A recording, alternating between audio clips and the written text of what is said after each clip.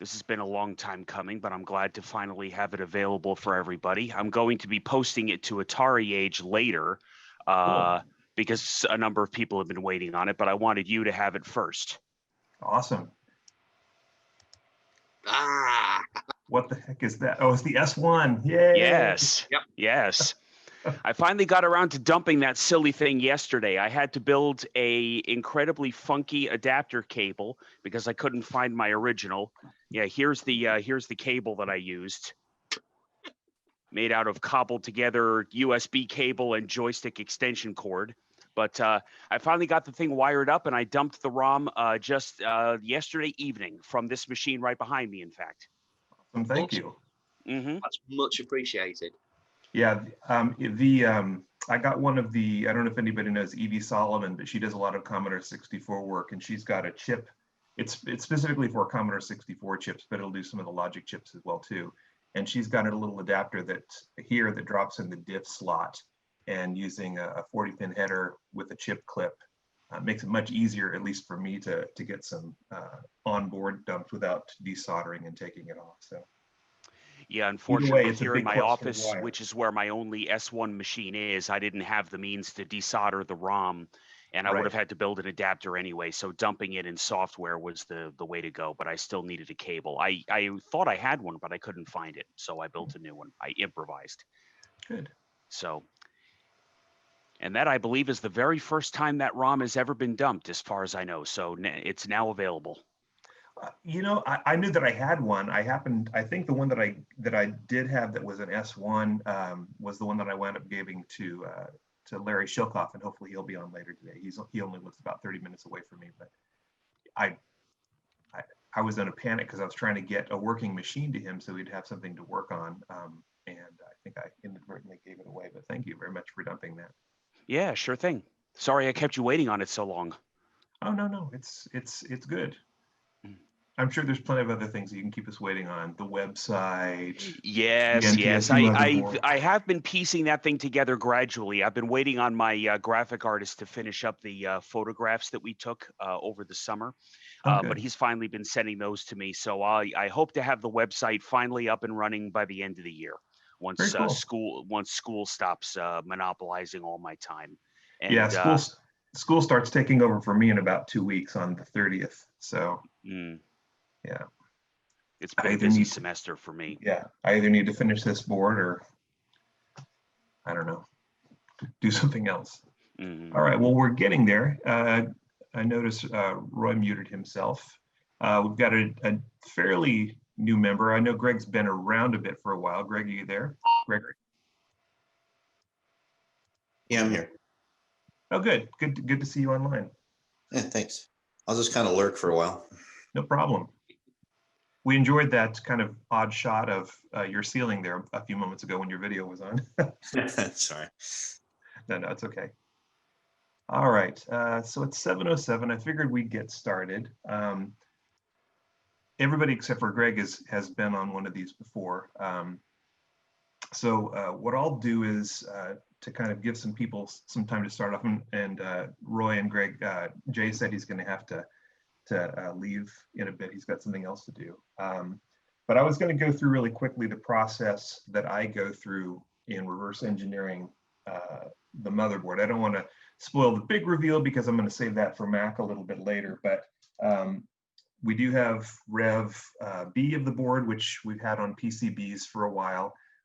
Mine is woefully underpopulated. I only have the very short. I've got the diodes and most of the resistors, but it's got some strange sized resistors on that I don't really have in my normal stash, so I've got to get those, but I'll get back to it fairly soon. But the question that I keep getting fairly frequently is how you go through the process of reverse engineering. So here we have a fully stocked PAL version of the board. It does have the Aquarius AV adapter, the composite adapter on there. But rather than go through a slide deck, which I had, which is kind of boring, I figured I'd just talk through it. The first thing I do is I photograph the heck out of it. I take very detailed photos, and I'll set it against a light background. And to avoid parallax, because you do have some kind of tall items here, and when you're taking a picture from this angle versus this angle, it tends to overlap the other components on either side of it. So the goal when you're photographing the items is to take more pictures further away but zoomed in. So the parallax goes away. So this board, since there are fewer light rays bouncing off of it in different directions from this far, if you got a nice zoom camera, you can actually get more straight lines and get a true overhead view without kind of the Google Maps tall buildings thing that you see in some of those.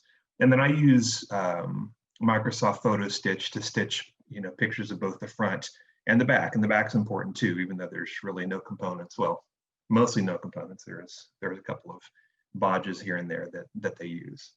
So that's the first thing I do. Take those pictures so I've got documentation of it. Then I do what I call a project board. And this is my project board for the NTSC motherboard. I take either a picture or an outline of the motherboard real size, put it onto a piece of foam core, and then I very slowly and methodically start to take each of the components off, component by component. I catalog them both in a spreadsheet and on the board. I've got a lot of chicken scratch on here. And I just hold it in place with hot glue.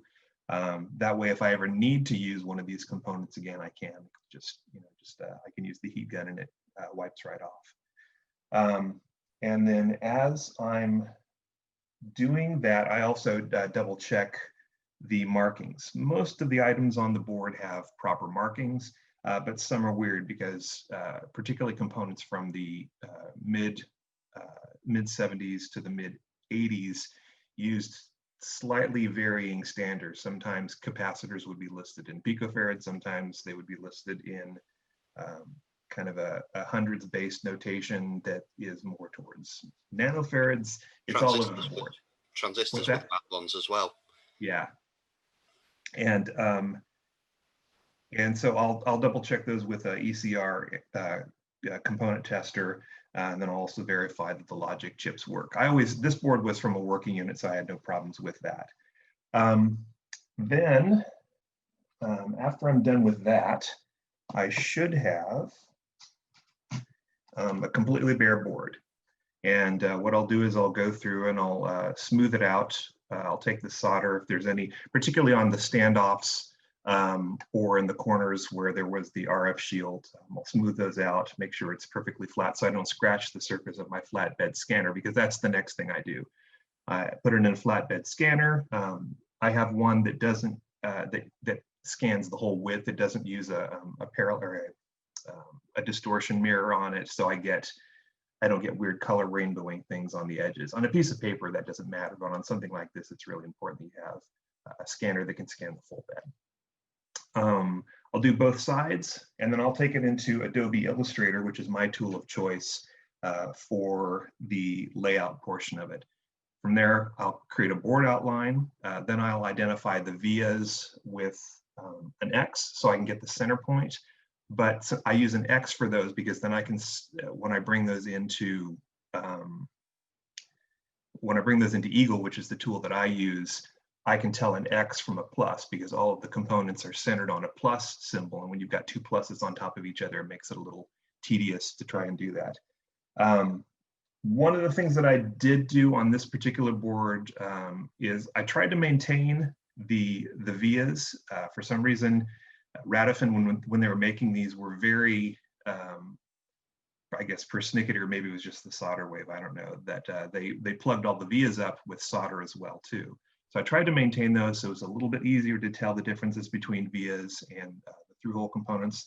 Although Mack and I found a couple instances where what we thought was a via was actually an additional hole. For instance, there is a resistor in the middle bottom of the board that goes on the PAL systems, I believe. Yeah, there's a resistor that goes down to, yeah, there it is. It actually goes down to a 5-volt rail on the PAL version, but on the NTSC version, it goes to a slightly higher rail, and it's just a wire. It's a bodge wire that connects the two, and that's how they get around those. So once I've got all those, once I've got the board outline, once I've got the vias and what I believe are the through holes marked with an X, I'll start to generally map out in polygons the ground fill planes so that I've got those pretty close, so that it'll make it easier to adapt them once I get them in. Illustrator going through DXF, which is the AutoCAD output format, is what I generally use, but it does not like any sort of Bezier curves. It likes point to point. It's kind of like an old school import. If you guys have ever used AutoCAD, you don't really get circles. You get very, very detailed polygons. So you have to make sure that there are no curves in it. And the way I do that within Illustrator is you can use what's known as a simplify path, which will turn curved segments into a series of individual line segments. So that's when I actually get into Eagle. And again, I use Eagle because it's what I'm familiar with. I suppose if I had started with KiCad, I would have used that, and it probably would have been easier for hobbyists to use. So I apologize for that, but it is what it is. I bring it in, and then I start to go back through all the components that I had, find a footprint. Eagle, like most CAD libraries, will store it into libraries. I'll try and find a library that matches it, and start to lay out the board so that the component legs generally line up to where those vias were. And then I'll begin to wire the whole thing together. If I have a schematic like we did with the Miko design, it's a great starting point, but as we found out, the Miko is about 95% correct, and I think that's being generous for the PAL version, but it really doesn't document the NTSC version well at all. So I'll go through that, I'll start to document those, and I'll get an initial state of the board layout. I'll use a simulator, although I think they're charging for that simulator now to make sure there aren't any dead shorts in it that I've forgotten about. And then I print, once I get the board layout, I redo the traces on the Aquarius, particularly on the side up here, when you're going from the Z80 up to the expansion port. These are not standard angles. It's like a 60-degree angle or 40-degree angle or something. And Eagle itself doesn't really like that. It likes to have its nice little 45-degree, 90, 180 types of things. So I had to modify those. From there, rather than go to a Gerber format, I use acetates or foils, clear acetate, and I'll print the board out on those, and then I'll compare them. I'll compare it to the motherboard. And once I feel like I've gotten that pretty well, then I'll do the first board. It actually took me some updates to go from Rev A to Rev B. I never actually manufactured Rev A. I just went to B since we had some updates. Print it out, send it out to the folks who are doing the testing. And we'll go through the tedious process of trying to put the boards together. And what we do is, as we start to find things, we'll collect them in the errata among the team members. And I will slowly incorporate them into the next Rev C of the board, which hopefully will be the one that we'll publish for everybody to use. My goal isn't, like the other stuff that I've done, my goal is not to make money on the boards, but to make sure that they're out there so that anybody who wants to expand on them can. I think I offer them for just a little over what it costs to manufacture them, at least with all the costs associated with it. So, but like I've done with the mini expander, I want to put those out there so anybody who wants to either print their own or print and sell them, because there's still this international mail problem that we have with Corona, where folks in the UK can't necessarily get things as inexpensively as, again, there's a big gap in the pond between each of us. So I did the exact same thing with the mini expander. Obviously many fewer components, but here's the project board for that. And I'm happy to say that the mini expander is done and released. Anybody who wants to buy boards for that can. We published the plans and the schematics for that. So if anybody wants to take them and put them into either bring them into Eagle if they have them, or put them into their own CAD program. They can make some modifications. The nice part about the mini expander, as I know Jay discovered many years ago, is it's a really good insight into how the Aquarius expands its capabilities. Of course, we got the micro expander, which has been around for a while, has capabilities that the mini expander itself doesn't have. It's got the USB for songs and those sorts of things, but it's out there. And then the last piece, which wasn't really so much of a reverse engineering thing, was the controller. And hold on.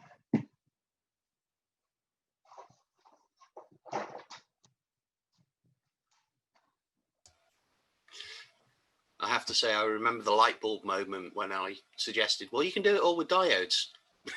Yeah, well, and it's true, you can. This is one that's been populated. If we kind of put the two up for comparison, it's more for us manly men who have big paws, but actually that's more of a factor of the fact of the size of the diodes. But it works. This particular board had a little bit of an issue, but the one that we've published works fine. I do have we've got the back that fits fine. The top mostly fits, but I haven't worked out the disc. Right now, when I put the disc in, it tends to want to push about 3 at a time. So I've got to figure out a way to make that happen. But since they're published, at least the bottom half, there's no reason why anybody who's talented with some 3D design software couldn't develop one of their own. But this works. It works great. It's not. I wouldn't play Burger Time or anything on it because your hands get thrashed going across the different pots. But it's also a good another good example of how the interface ports work. You could use different versions of the cording across this data bus that they go across, or that the sound chip, the AY chip, uses. You could create a keyboard that gives you you've got 2 sets of 8 inputs. So yeah, you basically got a 16-bit bus. You could create a keyboard interface if you wanted to. You could figure out how the Intellivision ECS unit does the same sort of thing, because it uses a similar cording mechanism, and write your own music software for the Aquarius if you wanted to. It's still using the same registers. You would just have to read the values on those a little bit differently. So it's funny you say that, because I was so close to actually demoing a MIDI output based off the AY, but I couldn't quite get the timing right, because I coded all the stuff up on the virtual machines, and the virtual machines seem to run at a different speed to the real ones. Yeah. Due to this wait state stuff. But anyway, that's another story. Yeah. So that's what I've been working on. Like I said, the mini expander and the what I call the DIY, or the quick and dirty, or the fugly version of the control pad are out there if anybody wants to play with them. And we'll hopefully have the board tested and available and out there soon. So any questions on that process? No? Okay. Good to see you, Michael. Good. And Greg's actually on video now. Let's see, what else am I working on?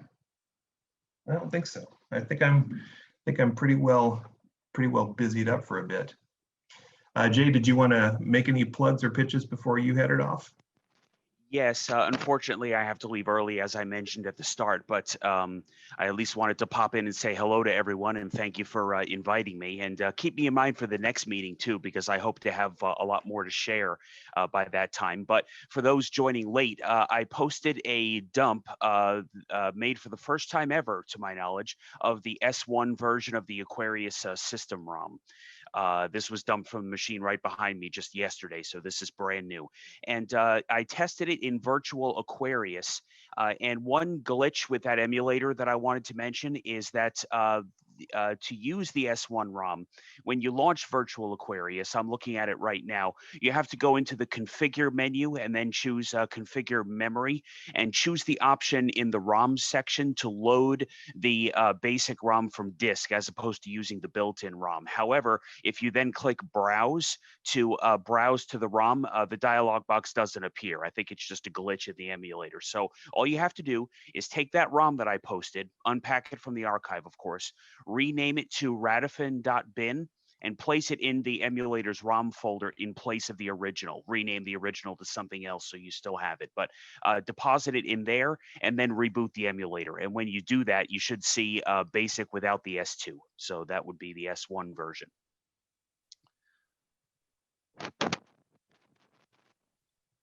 Virtual background in Zoom doesn't seem to work as well as I would have wanted it to. That's interesting.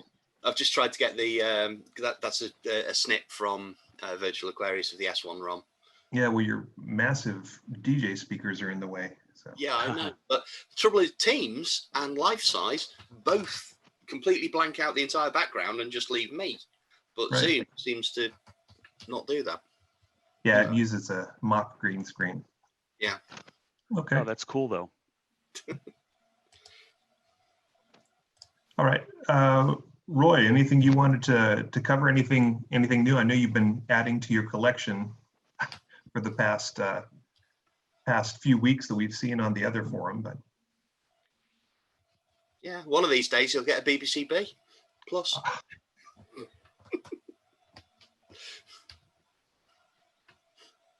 Can't hear you, Roy.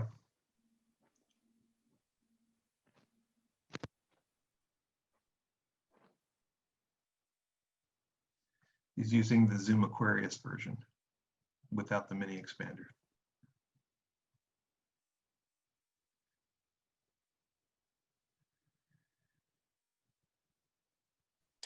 I'm just going to quickly go and top my glass up. I'll be 2 seconds. Okay.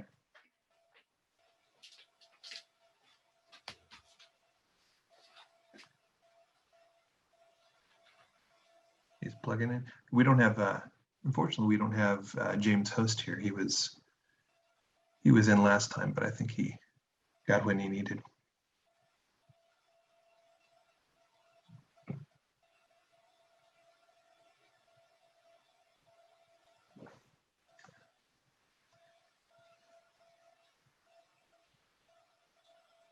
Oh, since while we're waiting for Roy to come on, I did manage to get a hold of a modem, which I'm really happy about. I'm trying to be very careful with the case. I've been using a case cracker to try and pop it open without damaging it, but sorry. But I'm interested to go in there and see which chips they used for that. And somebody sent me the software, although it's available on most of the forums pretty well. But it'll be interesting to see how the Aquarius actual stock modem tried to do serial interfaces with through the telephone system. So yeah, I'd be quite interested to see how that works actually, because I reckon. Go on. I did get a printer finally, but I for some reason either the serial port on this Aquarius doesn't work. The cable is bad, which I know is not the case because I double checked it, or there may be something wrong with the printer, and that's a little bit harder to diagnose because those look like Radifin pieces, but they're not. I think they were manufactured by a third party. So, yeah. Are you on now, Roy? You got sound now, Roy? Perfect, just the way we like it. No. We still can't hear you. I have a couple of printers that don't work too, so if there's any assistance for that, let me know. Okay, thanks, Greg. Yeah, what I'd like to do is for the project that I'm working on an old video game. It's actually not a video game. It's an arcade game called Horoscope, which I think I told last time. And it has a Victor dot matrix printer. It's a little 4.5 inch. But then I was looking for a replacement for it that was a serial-based printer. And I actually found this Star Micronics DP8 8340, they're actually pretty plentiful. They're about anywhere from 70 to 120 bucks on eBay. But it would be really easy to you can get to the ROMs in this. I could put the Aquarius character set in here, and it would be very easy to put an Arduino in line between it and the Aquarius to adapt the signals to change this. So maybe possible to recreate an Aquarius computer, or an Aquarius printer, even if you don't have those components. And the nice part about it is that it uses standard paper with an ink ribbon, so you could use red and black if you wanted to. So. Is the Aquarius one thermal? That was something I never ever had. Yeah, the Yes. Aquarius one is thermal. I know that Roy has one of the plotter-based ones, which Well, he's got everything apart from a BBC B Plus. you just keep poking him with the stick. So okay, so let's let everybody in on the joke for those who weren't early. Mac, what is that below your shoulder there on the? Oh, do you mean this? That's a BBC B Plus. And explain the joke for those who don't know the delta between you and Mr. Templeman. It's Roy has got probably every machine under the sun, and if not everything else more. And he thought he had the entire BBC B or the BBC Acorn collection, only to find out that there was a BBC B Plus that he wasn't aware of at the time, and obviously now has a hole in his collection.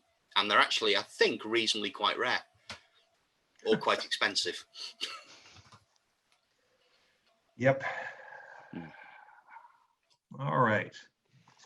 Were you able to get vocals on, Roy, or no? He says in the chat that he'll leave and rejoin. So He did. He has Okay. done. Okay. But I'm still not hearing any audio. Oh well. Check it. Go into, just to say, sometimes I've had this happen to me on video stuff. Go into your sound settings, and sometimes Teams or things like that switch off AGC on your microphone. Yeah, I've noticed that too. So if you go to the sounds recording and then go to the microphone that you're using, and then make sure the level's set and AGC is on or something. That because sometimes as soon as I've opened settings in Teams or something, I suddenly go from volume to nothing and have to go in and change it. So give that a try.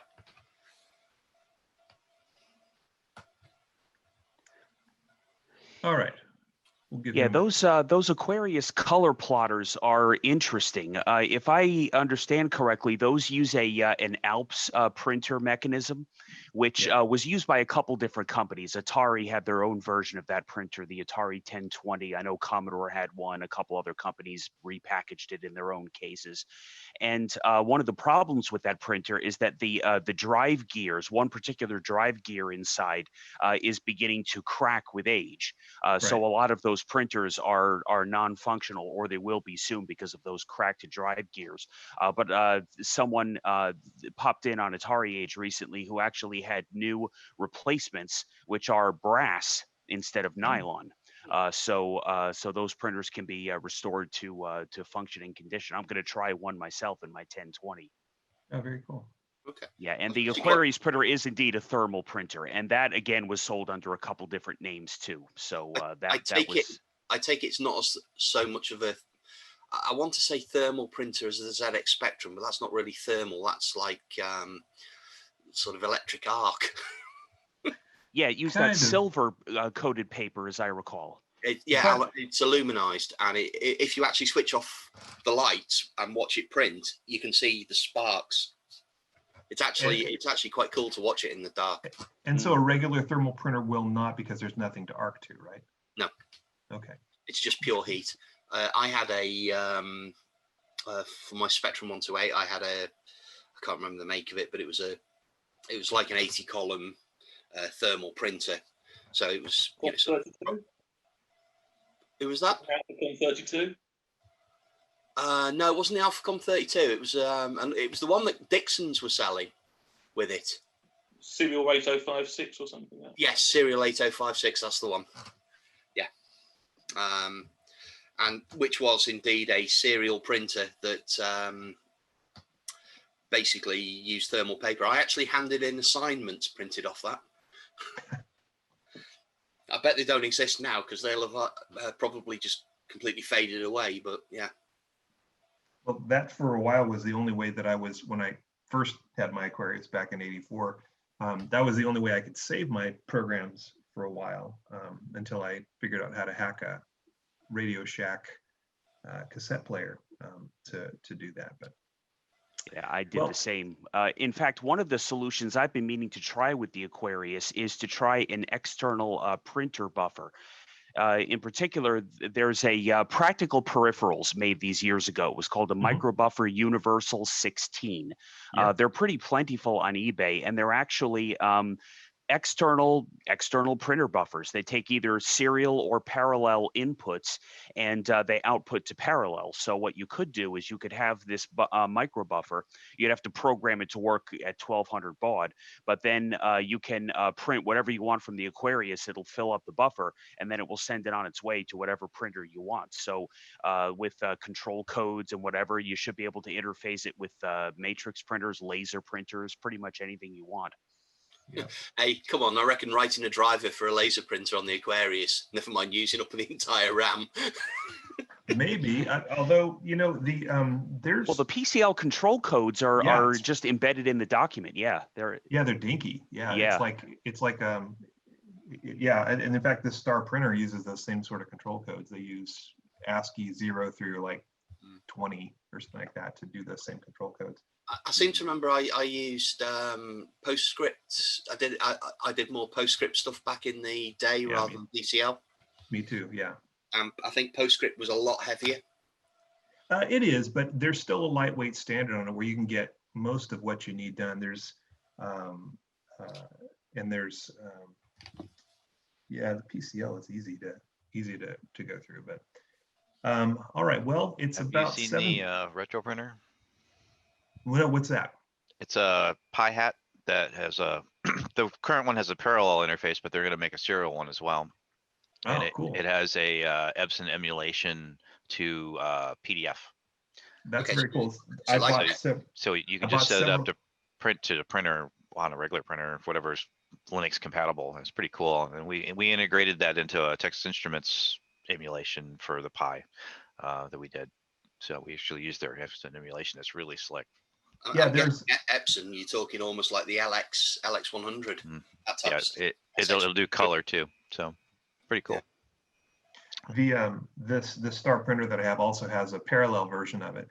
It's actually got 4 versions. It's got either serial or parallel. And I was thinking that if I couldn't find the serial ones, that I would write my own interface. But it sounds like either this practical peripherals item or the one Greg's talking about, the Pi Hat version of it, would be a way that I could get around having to do that. But then there's also a friction feed, which obviously is much easier to find paper for, versus a 4.5-inch sprocket feed. Nobody makes that paper anymore. There was this guy from Apple Forms. It's used for invoices. Right, it is. It's used for like kitchens, people who are doing short order chefs will get that when it comes in through the POS system. Yeah. Because that was many years ago. I wrote a system that we had to use impact printers because we wanted to use carbon copy paper. Yep. So that we printed 3 copies of the same thing at the same time. Mm-hmm. And obviously that meant, realistically, you were using a dot matrix or a daisy wheel. Right. And, because at the time, laser printers were ridiculously expensive. And buying the 3-copy invoice stuff, for Sage Line 50 or whatever, was so cheap. Yeah. And I think there's still half of the places in the world are still doing it that way. Well, I know that I was surprised. I went to pick up some dinner from this Indian food restaurant around the corner, and there I noticed, I'm like, is that DP 8340? And it sure enough is. They're still using it, and I don't know if they're manufacturing anymore, but this guy's been around since the late 80s, so it makes sense that he still has this printer. The thing is, if it works, why? It's still caked in curry scented oil, but it still works. Yeah. Great in your shack. Yeah, well, matrix printers are probably still one of the cheapest options available in terms of cost per character. I mean, ink ribbons are relatively inexpensive. And of course, because it's an impact printer, that's the only way to do multi-form, carbonless copies if that's what you need. So Right. that still keeps matrix printers in active use.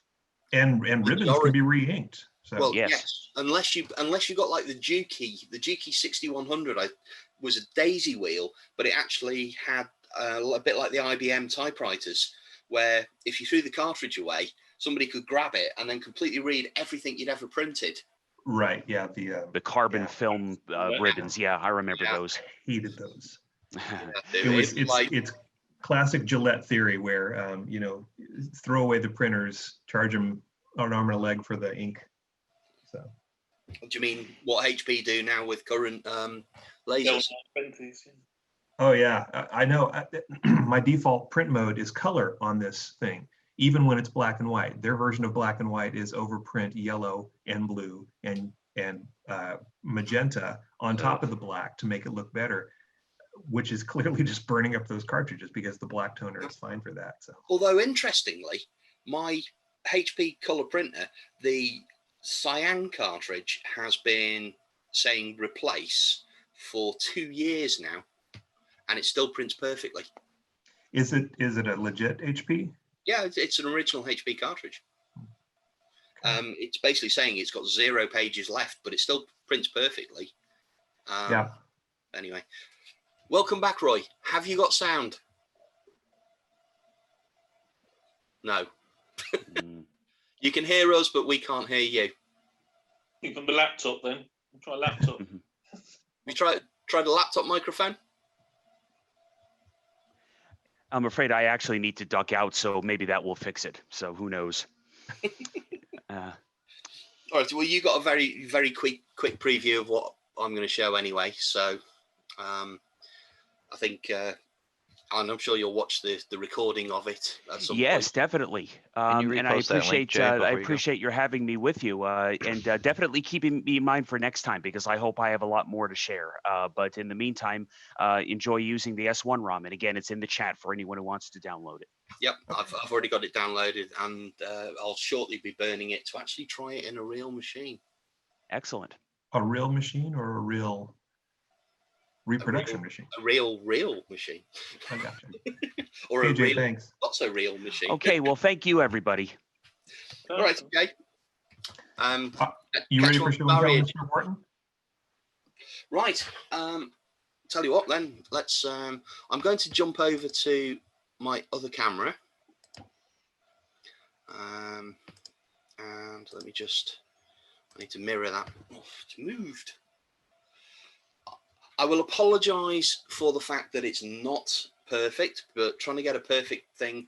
That colour you see there is actually black on this TV. Okay, so what I'm going to do is where's the cable gone? Right. So what we're now seeing is an Aquarius booting up. And as you can see there at the bottom, SCART, PAL, 1280, 720 at 50 Hertz. What we've got running here is the Aquarius on RGB out, going into a HDMI upscaler, and basically producing what you're seeing on the screen, which I don't know how clear it is, but so. You know, sort of, for example, if we pick up something here, I always like that track. It just takes a few seconds and then.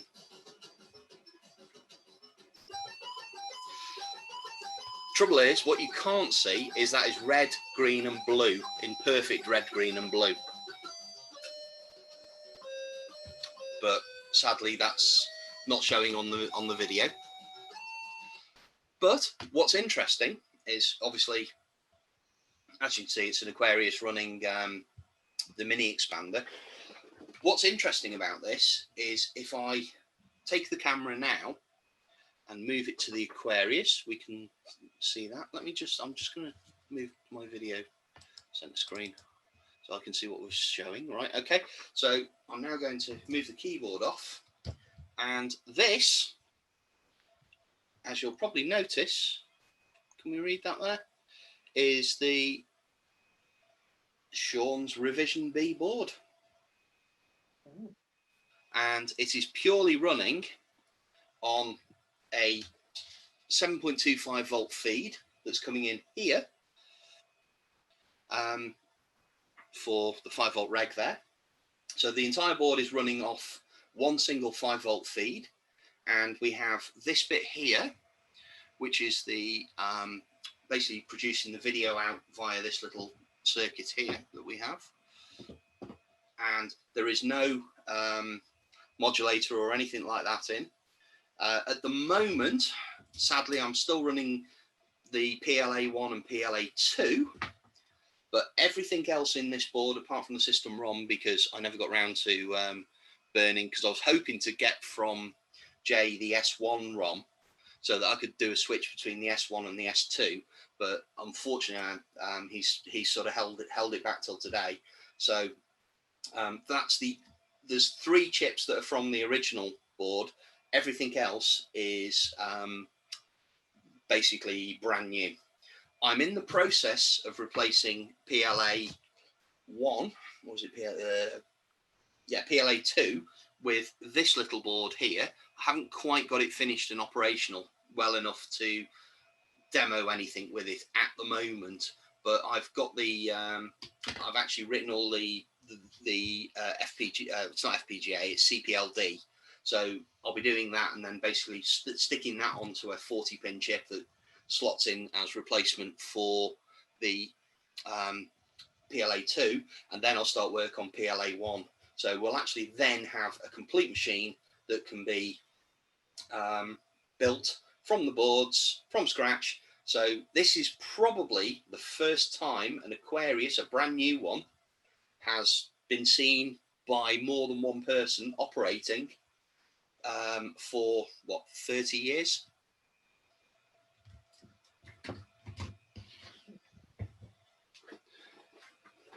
So there we go. That's what you call a very quick reveal. Very nice. I'm very, very happy to see it running like that. It makes all the long nights and hard work of tracing every single one of those traces back. You want to go through some of the things that we found out on the board? You don't have to go through the whole errata, but it'll give everybody some kind of perspective on why this takes so long. Well, yes, it's myself and Sean have been backwards and forwardsing because I had some all sorts of issues where things weren't working as you would expect. So I'm just going to just change that back to myself for a moment, and I need to switch off the back to the mirror because there we go. Right, there's a few things that weren't working as we expected, and if I switch the power off and just put these couple of bits out, and what I'll do is board out.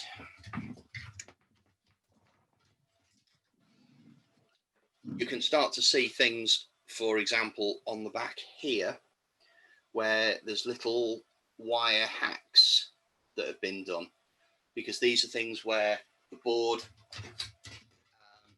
wasn't behaving as we expected, or Sean had made a mistake. And so I slowly went through it, built it all up, got it working, and then went through each bit. We found that, or I've found for some reason on the power board, that the crystal oscillator doesn't like working under this board without adding a capacitor to fix it between the crystal and ground. And doing that, it works fine, because basically the oscillator wouldn't start as soon as you put your finger on it, touched it, it started. So obviously there's a difference in the capacitance of the PCB to the production PCB, because Right. I went as far as trying all sorts of components and everything like that, You know, and I was wondering. And to be fair, on the board, if you look, what he's talking about is this this oscillator right here on the PAL board. What I had to do was put a little, we put a little cap here, a little 10 picofarad, or was it 20? I can't remember, just enough to kind of kick it in the pants. Yeah, it was, and we think that the proximity to these large scale power components on the stock board was enough to give a general board capacitance that I guess the engineers just took for granted, which again starts the oscillation going. But either way, since we'd like to get rid of these power components anyway, we went ahead and put that little 20 in there. If you don't use it and it works great, if not, there are sockets there for that. Yeah. So, and these were all the little things that I think the other one was probably the biggest was Sean had missed a pin on the LS165, which is the video chip. Yeah. Or the video feed chip, minor thing, but it caused me hell on earth trying to diagnose. And to give you a perspective, this is literally a little trace that kind of goes up and over another pair of traces that if you're not looking really close, you'd miss it. It's maybe 4 millimeters long anyway. So yeah, we put that one in. And then there's another little bit. We did find that the PAL machines and the NTSC machines seem to use the same motherboard. Every revision we've seen is the same Radifin 4229 board. Yeah. With maybe some minor revisions. However, there, for instance, they do little things like they cut a trace. It's really difficult to see here. It's behind one of the logic chips, but they do cut the trace here on the board that drops out the 2 feed into which is needed to get back over on the NTSC version, but it's not needed. In fact, it makes things bad. So I added a little header pin to jumper those two. Yeah, they basically drilled a little hole in the board, and it's not obvious. And that was probably, I think that was the last one. Well, actually, it was between that and the one, that resistor going to, right. That was either a wire link or a resistor. Right. So on the NTSC, it only went 2 millimeters. And then on the PAL version, it actually skipped this one over to the 5-volt rail, which fed, I can't remember what the size of that resistor was, but. Yeah, well, I think it was a 270 or 220 or something. But it was really irritating because basically the PLA1 still had my machine trying to run in NTSC mode because of that. But PLA2 was going, I'm in PAL mode.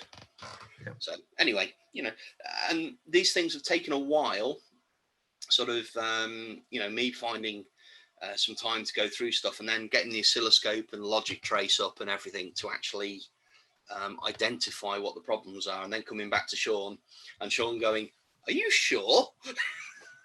Well, and again, we're going from 4 different pieces of documentation. We're going from Miko, we're going from the NTSC board, we're going from Mack's PAL board, and we're going from my PAL board. And even between the 2 PAL boards, there are differences in resistors and caps between them. Yeah, and even values.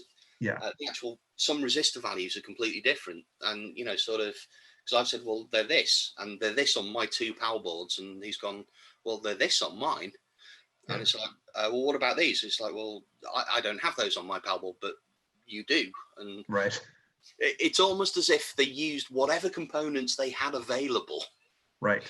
And in many cases they did. One of the things that I noticed when I was doing the the mini expander was there's a lot of components that people just don't use anymore. And most of it is related to power management because, Radifin and everybody else got the cheapest, I should say, got the cheapest power supplies they could, and then just kind of figured out through circuitry the best way they could get it to something approaching 5 volts, something approaching 12 volts, and something approaching negative 12 volts to come in on the board. Components like this guy, this choke, and the only reason why I have it on this new board was because I took it off the old board. again, it was a different time, and getting computers past at least the American FCC, if not the other world governing bodies, was difficult. So we specify this as just either a wire, which works fine too, or if you wanted to, you could use a ferrite bead. You just really can't find chokes like this anymore. And there's a lot of them on the motherboard. There's Well, some of them. yeah, they're all, but they're not just chokes. They're capacitive chokes. Right. Yeah. So we've got these strange booby looking ones here that have 2 dots on them that are both caps and chokes as well, kind of wound into one. And the other 2, these little things here, this trim resistor and this trim capacitor. Those are difficult to find, and we haven't found one for that Toco. It's just they were 10 a million in the old transistor radios. Right. Because I remember a transistor radio board that had probably about 40 of them in there for different things. Right. But they are just so not there anymore, you know. And taking them off is difficult because generally they have 4 leads that are soldered to the outer case of it, which is metal. So they're going to the ground plane. Yep. So good luck getting anything less than about 400 C temperature to take those off, or just clipping them off. But then you can't reuse them because you've taken the leads off. Yeah. And you also want to make sure you don't damage the coils inside when you're taking them off. The actual wire gauge of the coils inside is really, really high. Yeah, it's like that. Is it big? No, sorry. It's small. It's small. Yeah, it's like speaker wire. Yeah, it's even smaller than that. I think it's. I can never remember which way the AWG gauge goes. Is it? I think it's the higher is the smaller, isn't it? Yeah, it's per inch. So the higher the number, the more. Yeah, so this is probably like heading towards 30 AWG. Yeah, it's pretty small. Yeah. So it's really easy to cook those wires if you're taking those off the board. So we'll have to. Did we say that we didn't need that when we went through RGB, or? You don't need that with the RGB at all because you don't even need the TEA. Right. Unless you want to do NTSC, you still need to leave the TEA in there. But I reckon, and this is something I want you to test, I think we can still do the NTSC without the TEA.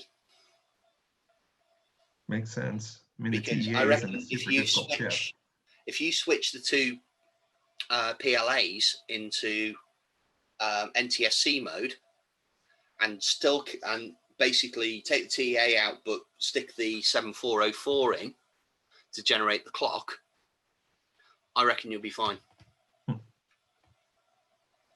I reckon because my machine was producing an NTSC signal with only the PAL clock. Through SCART, right? Through SCART, yes. So I reckon using the RGB, we don't need it. The French have SCARTs on their Aquarius, or video out rather than RF. No, they had RF, and it was because obviously it was CCAM in France, wasn't it? Yeah. But do you know what? I've never seen a French Aquarius, but PAL and CCAM are actually compatible. That's sort of inverse, don't they? I remember when I was decoding years ago the French TV on the satellite, and it was But you get some videos where we decode it properly for you. But... Yeah, Canal Plus. Yeah, MCs. Like that. So last time, Greg, Michael and Mack and I and some of the other folks were able to tell us a little bit about themselves. Do you want us to get a little bit of your history, what you do, and how you got into Aquarius? Okay, so I've been into, computers since the early 80s, probably 82. Always wanted an Aquarius back then, but I could never find one for a reasonable price, and so I ended up with a TI. Not even at KB Toys? No. I had a TI and I got invested in that. So later on, I picked up an Aquarius off of eBay and got it working and had nothing for it. So I built a cassette interface and wired up some regular joysticks to the joystick ports and played some games and put it away. Then I acquired a micro expander and added to it, and another Aquarius and some software and a printer and another printer. So, so I've just been kind of collecting things and trying to get them working here. You know, I have pretty much all the popular micros here. So I just want to make my Aquarius system work as well as possible. I picked up your micro expander the other day off of eBay. I didn't ever get the USB thing. I need to look at that. So I'm pretty active in the other communities, so I figured I'd get more active in this one. So. Well, we're glad to have you. And if you, I don't know if you ever saw the Aquarius cart. It's got, I think it's got all the non-disc or the non-tape published software that's out there. Yeah, kind of handy to have. I have that and the memory card he makes both. Yeah. So. I know it sounds terrible, but actually the micro expander sort of deprecates the Aquarius cart. It does, yeah. Yeah, because it basically puts everything onto a USB stick that you can put what the hell you want on. Right. Update it.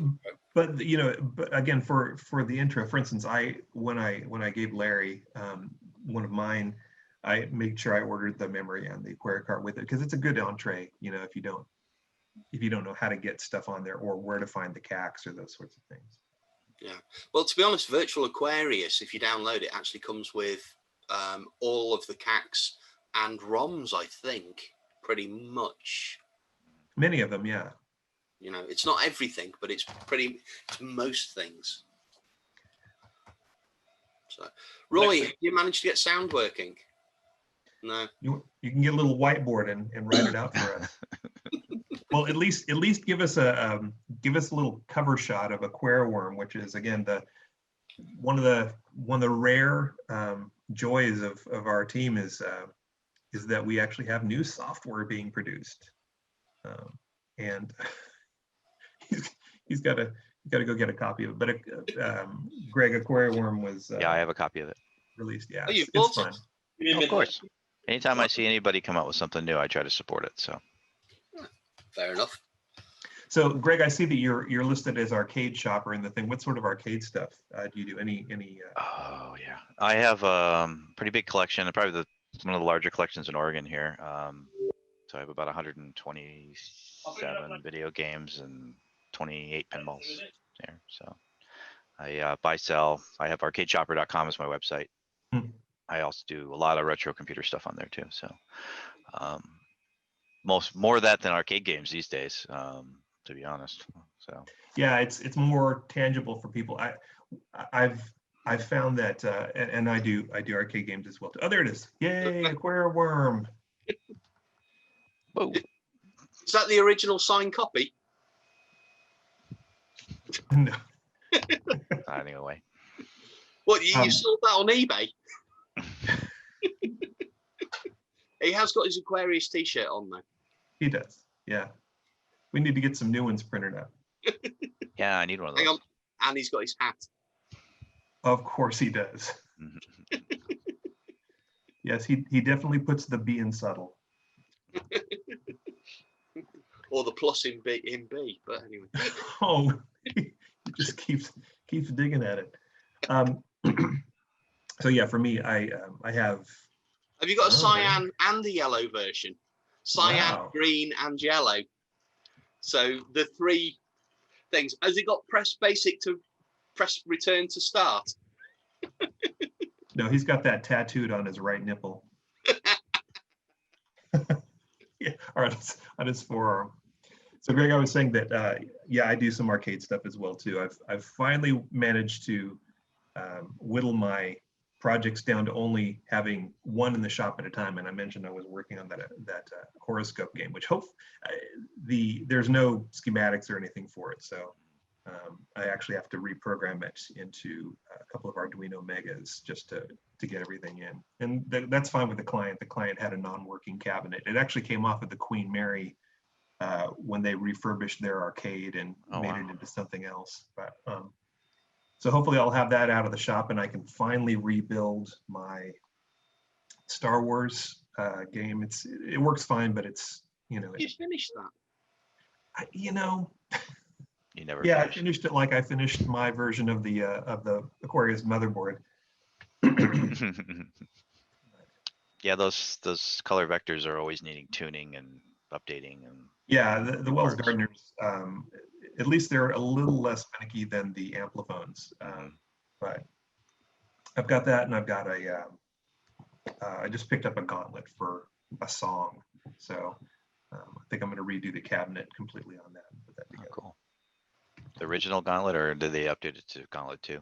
It's the original Gauntlet. It's just not in good condition, but I do have a Gauntlet 2 board that somebody gave me. I'm like, sure, Nice.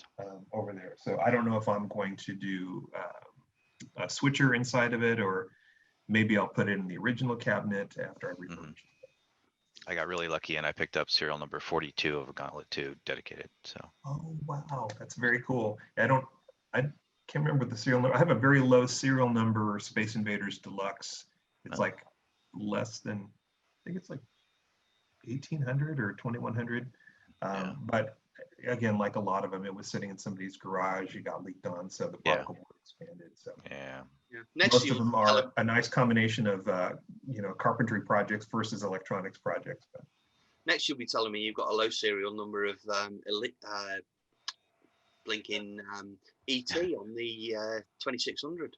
Yeah. no, I played through ET when it first came out. We actually, a group of us saved it up and we played over at my friend's Carrie's house. And man, it's not as terrible a game as everybody likes to say it was. It actually played really well, but it was absolutely frustrating. But I have a couple friends who bought the ones from the landfill, so it's got the crushed box and it's neat, but it's not, I played it once. I don't need to play it again. That's So Michael, anything interesting for you going on, Michael? I did grab some of those Z80 10 megahertz chips. Hmm. So, Just for your stockpile? yeah, I thought. Z80. Well, to be honest, that's what's saying, because the last batch I bought, they were all the 20 meg ones. £8 each. I just got them for. Oh. Where'd you get them from? Because I bought a batch off eBay of the Z80 20 megs, and they were about I don't know, 40, 50 pence each. Oh. So Pay more for the pleasure. yeah, I was going to say, if you need to buy any 20 meg ones, I can sell you them for, I don't know, £8 each. You could write me some Aquarius mini expander or micro expander ROMs, could you? Do you have to write both the micro expander ROM and the 16 V8 GAL chip? You have to write the 16, the GAL. Yes, I've got. Hang on. There's actually in there 50 16 V8 GALs. So if you need the 16 V8 GALs, I can program that and send it over for you. Yay. Yeah. That's why we do this. Awesome. Yeah, I bought a batch of micro expander cartridges. Right, Sort of I've got the leather boards. stuff like that, Yeah. Well, to be honest, it's funny because I bought one set of the boards, but I bought enough kit to produce about 50 of them because it was cheaper. So I've got a load of AY chips. I've got a load of the surface mount chips. I've got a load of, the actual the CH376s and stuff. Because I'm terrible for that. When I buy stuff, I just buy it in bulk rather than just buying it as a individual. And then you forget what you have and you rebuy in bulk. Yes. And then you come across a stash of them and you're like, when did I buy this? Well, exactly. It's like, see that? That is a tray of chips, 74 series logic chips. There you go. That's 50 off of, bear with me, because now I'm getting close to 50. Yep, I've got that same pair. I'm cheating, guys, and I'm trying to use my phone to get some audio. Can anybody hear me? Yeah, we can hear you. Hey, you! Yay! Hey! That's a load of 186s, so 50 off. But I buy them because it's like, you know, you pay, you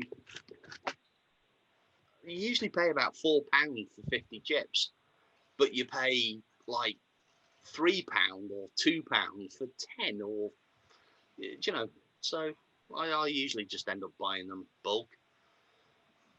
So I end up with a lot of chips. Right. But there you go. Anyway. Yeah. Do you know, I'm storing them all over the place, so that's the problem. You can never bloody find them. I keep meaning to buy those things with the wee boxes inside them. You know what I mean, with the little lids, and just put them all in there and stick a label on them. There you go. That. Whereas what I end up doing is leaving them in bloody jiffy bags, and I can never bloody find them when I'm after them. Yeah, I also have them in, like I was just showing, in pots like this, and also in pots like this. I know that's more like it. Just stick them anywhere. Well, I'm making a concerted effort. I actually bought a P-Touch, so I can make sure that all my bins actually have proper markings on them, so I know how to find. Wow. And it's never the bulk stuff that I have a hard time finding. It's always that. I do have one of these. Yeah. Rather printer. Yeah. Link it to the It's an Aquarius. expensive Yeah? hobby. Link it up to the Aquarius and please Aquarius. Well, you know, even though we buy in bulk and find this stuff, it's that one 342 picofarad capacitor that nobody else on the planet uses. So you still have to pay an arm and a leg from it, coming from Mauser or DigiKey or whatever. Those are the ones that kill you. That's the reason this board isn't finished. It's not because, you know, I don't have all the parts. I just don't have one of the parts. And it's one of the lower ones because I like to build from below. I mean, I'm trying to track down, not for my Aquarius, but I'm repairing my Exodus Sorcerer at the minute, and it's got a bloody great Wodgen 1600 microfarad. I think it's a 1600 35 volt axle, and it's a nightmare to try and track one down. I've got all the 33. I've managed to, well, obviously you can get the ones everywhere. I've got a bucket of 33s that were quite expensive, and I've got this one bloody 1600 that I can't track down anywhere, unless I want to pay a small fortune from America, of course. Right. That's I'm fortunate that sorry, go ahead, Mac. No, I was going to say, that sounds very similar to, in the background, you can probably see between the decks, there we go, the American DJ mixer. I had to replace a couple of the slider pots in that.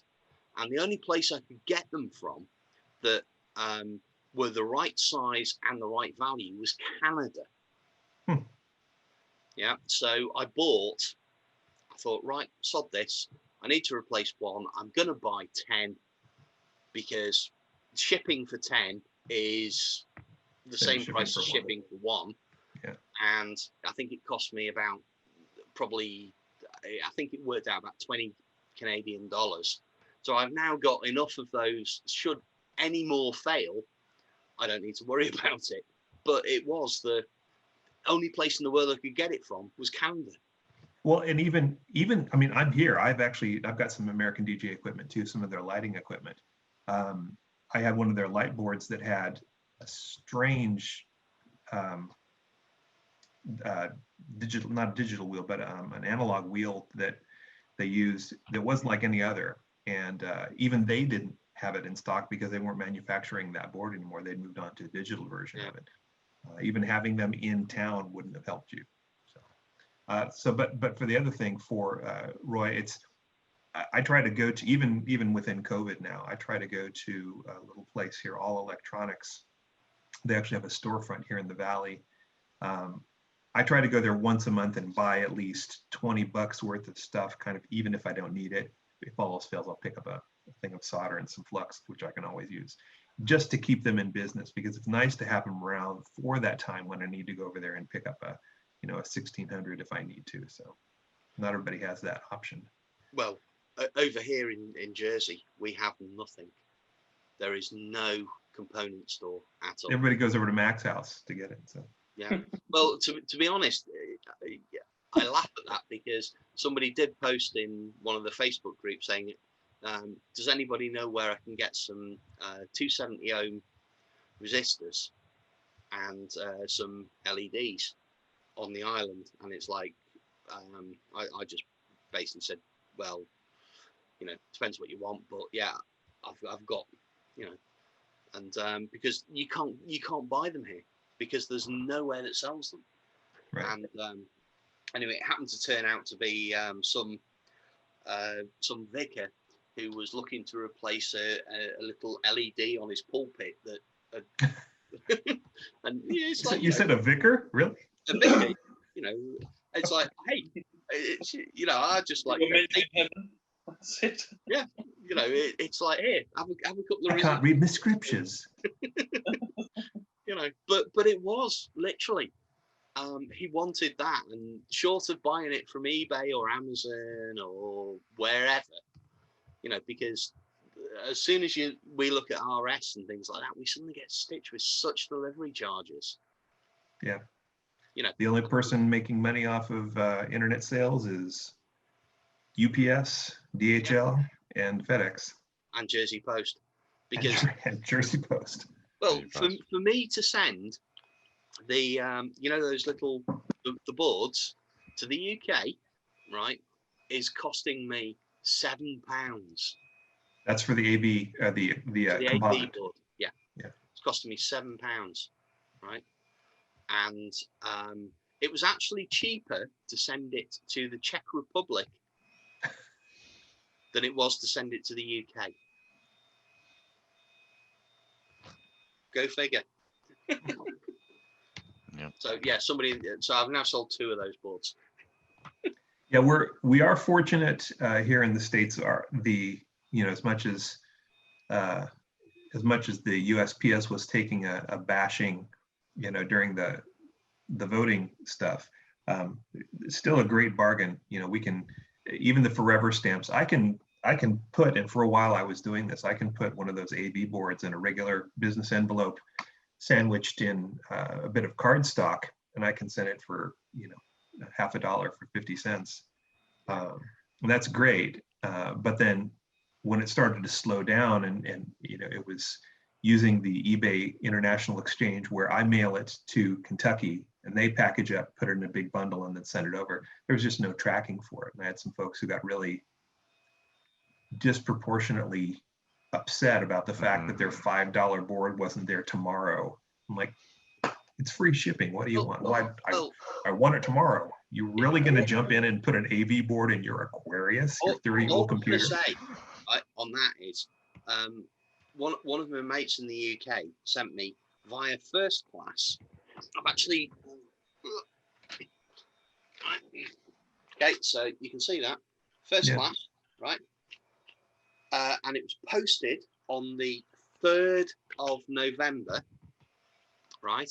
It arrived yesterday, 10 days from the UK to here. Wow. Okay, and there is no reason for that at all. Call me on the Condor.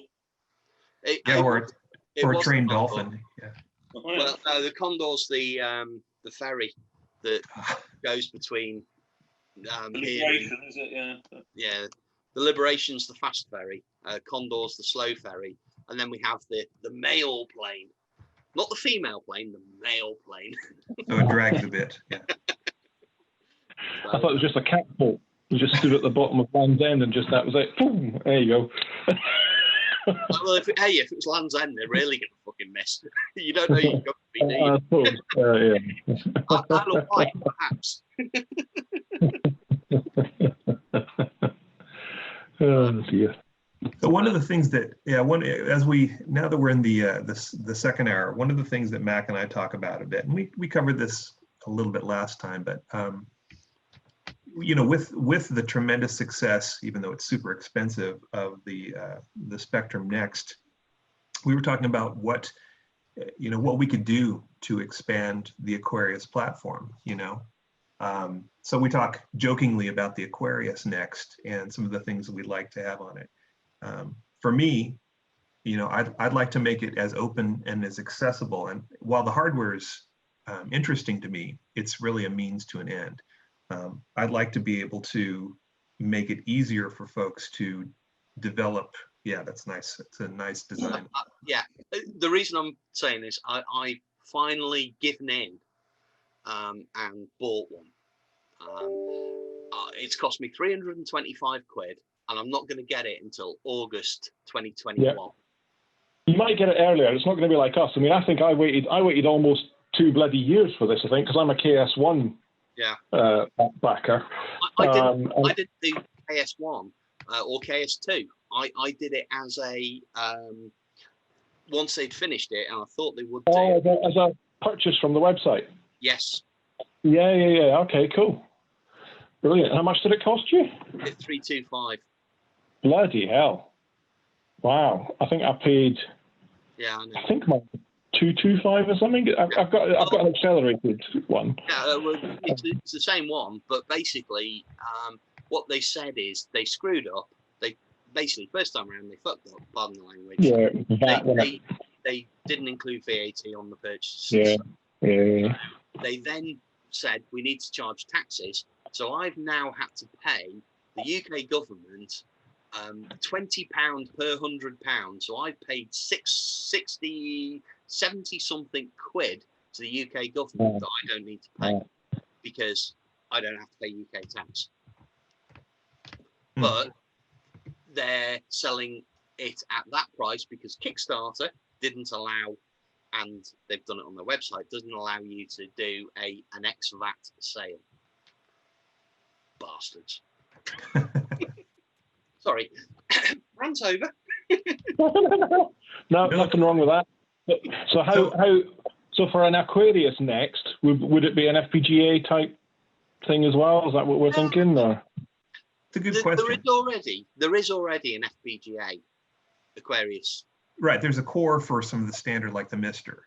Yeah. Right. Well, there's actually a pure. There's a core for the Mister. It'll fit on the Next as well. Yeah. There's actually already a pure FPGA core. That's the one I sent you over. That's not for the Mist or anything like that. It's pure FPGA. However, is that where we want to go? I think there's two schools of thought. For me, it doesn't matter because again, I would like to see folks. I like to be able to actually have a development environment that I can use. It can be C++. It can be. I prefer not BASIC. It's a little tedious to do that. And I think that machine code is just a higher point of entry for most folks to jump into if they're not familiar with it. I'd even be interested in seeing something like I don't want to say that you would have a Java virtual machine running, but if you could have a sidecar CPU that could load into memory from a JVM, you could use Java to program it with parameters set up and a particular set of libraries that are used. Yeah. What's that? I was going to say, to be honest, you see, for me, I think the biggest thing that I'd like to keep the Aquarius true to is 5-volt logic. Yeah. Right.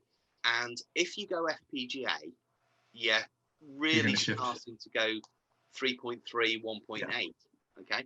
Now, using this, which is a 9572 CPLD, that's actually what's used by the ZX Spectrum replacement ULAs, the ZX81 replacement ULAs, etc. And this will be shortly PLA1, PLA2. PLA1 needs slightly more pins, so it's going to be a 95144. But they're 5-volt logic compatible, and you can drop them in to the original board. right? Now, but from that, you can from these, you can completely change how the system operates. Because I can suddenly make it be a 320 by 200, 16 color, single pixel operation machine. So what does just in comparison, I mean, I'm generally familiar with what benefits the Spectrum Next offers over. What are the general what's the delta in specs between an original souped up Specky and the Next? Over to you, Roy. I only caught half of that, Sean. Ask it again. Sorry. So if you're making the sell, if somebody was saying, hey, why do I need a Spectrum Next versus just buying off of an eBay a tricked out Specky from the past, what are the features that the Next offers in a nutshell? So it does have higher processor speeds, so you can run at the original 3.5 megahertz, but it'll also let you run at 7, 14, and 28. So you can still run your legacy software, but you can either within software trigger those cycle updates, or there's a little button. Let me just grab it again. Or you can activate it from the little side panels, the little buttons on the side here. So you could load so for example, you could load the Specky version of Elite, the 48K version of Elite, let's say, which will run okay on this, and you can then say, right, now run this at 28 megahertz, which is quite impressive. I was going to say, you stupid. Yeah, well, yeah. The other things are, of course, is that it has completely new and independent modes which are unique to the Next. So you can run in a 320 by 192 16 color mode. You don't have to worry about color clash or anything like that anymore. That's all gone. You can still write your software in line with the original Spectrum limitations, if you like, and it will support the 48, the 128, the +3, and Next. They're the sort of standard modes you get with it. It's HDMI, of course, so you don't need to worry about composite mods or crappy RF signals. It's also got full stereo sound. It's got a lovely keyboard on it, and of course it's got SD card storage as standard. And the nice thing about that is that when you're running it as a Spectrum 48 or as a Specky 128, it treats the SD card as a disk drive. So you can still write to it even when you're in those legacy modes. Some of the stuff that's coming out for the Next is quite impressive. I just got the other day, actually it's just to hand. So if anybody's seen that advertised of late, it's a fantastic game that's just come out for the Next. It comes on physical media as an SD card, but you can just download it as a digital download. It's effectively Hang-On. If anybody's played Super Hang-On and all those type of games, that's the actual graphics from the game itself. So you can see, if I can get that, not very Spectrum-like, even though it's running on effectively the next generation Spectrum. So you get all these advantages with having the Next. The other nice little feature as well is that you can actually plug a Raspberry Pi onto the motherboard of the Next, which I've actually done to accelerate it. So you can actually give it more power, more oomph by adding a Raspberry Pi Zero. I don't know anything that actually takes advantage of it yet, but I think with the KS2, with the Kickstarter 2 stuff, I think the majority of the machines that have been ordered are the accelerated models, so the ones that are coming pre-populated with a Pi Zero already fitted. It's Wi-Fi as well, of course, so if you want to talk to the internet directly from the Next, you absolutely can. So it's quite a nice package. It has brought the Spectrum well up to date. There's 2 joystick ports on the front, and quite a nice little feature as well. So these two joystick ports on the front. Port 1 is configured as Kempston, and port 2 is configured as Sinclair. by default, but you can alter them to do various bits and bobs. So you don't need to worry about the interfaces and things anymore either. And the keyboard is lovely. They've spent a lot of time on that keyboard, so it looks like a Speccy Plus, but it certainly doesn't feel like a Speccy Plus. And although I'm not that, I'm one of the guys that actually quite likes the keyboard on the Aquarius. I know how mad that is. But if you type on some real dead flesh and then go to the Aquarius, it's actually not all that bad. There's not that many machines that are worse than the Aquarius. When I say worse, I actually love them. I love chiclet keyboards because they're just rubbish. You like them because they're bad. I was going to say, I like that. The Aquarius keyboard compared to the Spectrum keyboard is years ahead, because although it's dead flesh, it's hard dead flesh, not soft dead flesh. No, I agree. So that's what I said. I prefer the Aquarius keyboard. I mean, there are some truly terrible keyboards. I mean, I'm staring at one of the machines right now on my desk. So I've got if anybody knows the machine, if you don't, feel free to Google it. It's at a bit of a weird angle, so I can't really get my camera to look at it. But I've got a microprocessor MPF2. Now the keyboard on that, truly awful. However, I love it because it's absolutely terrible. The machine itself just looks like a slab, and it's. Let me just see if I can detach it and give you an idea of what I mean. Let's have a look. What have I got? Oh yeah. I should be able to just disconnect it. Hang on a sec. There she is. I've got a Grundig New Brain as well. Look at that. That is awesome. I do have a New Brain, and she's also on my desk at the minute. The New Brain keyboard is actually nicer than this.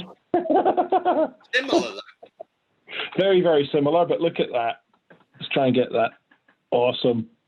No, not at all. I love that control key. That is very similar to the space bar. That's very similar to the Laser 100 or whatever it was. Yeah. It is very similar to Laser 100. I've also got a Laser 200, which is actually very, very much like the Aquarius. I don't have it to hand. It's upstairs, but so the Laser 2. Imagine the Aquarius's keyboard, but in brown. A brown keyboard, and it feels almost exactly the same. It's a sort of cross between the Aquarius and, do you know what a Lambda 8300 is? It's a bit like that, but these are all machines with terrible keyboards. But I love it. Who wants a mechanical switch-based keyboard? That's ridiculous. I do. I want one. I want one just like this. Look at that. You see, you've ruined an Aquarius by doing that. Yeah. Not at all. That's why I think the Aquarius 2 was a flop, mate. It was that the keyboard was too good. Well, at least it's not a membrane keyboard like on the Ataris. Boy, those were just. I was just going to say, for anyone interested, I've just linked the Laser 200's keyboard, or a picture of in the chat. So just click on it, have a look at it, and then come back to us. have a look at that, guys. I mean, I know what it looks like because I've got one, but have a look at how gorgeous that is. I'm curious as to what you've got as the. What is it going to show? Manufacture that, because that looks an awful lot like. Yeah. So in Europe, that was manufactured by. It was called a Laser 200, and in Oz, Dick Smith sold it as a VZ, the VZ 200. But it's exactly the same machine. So it was manufactured by VTech.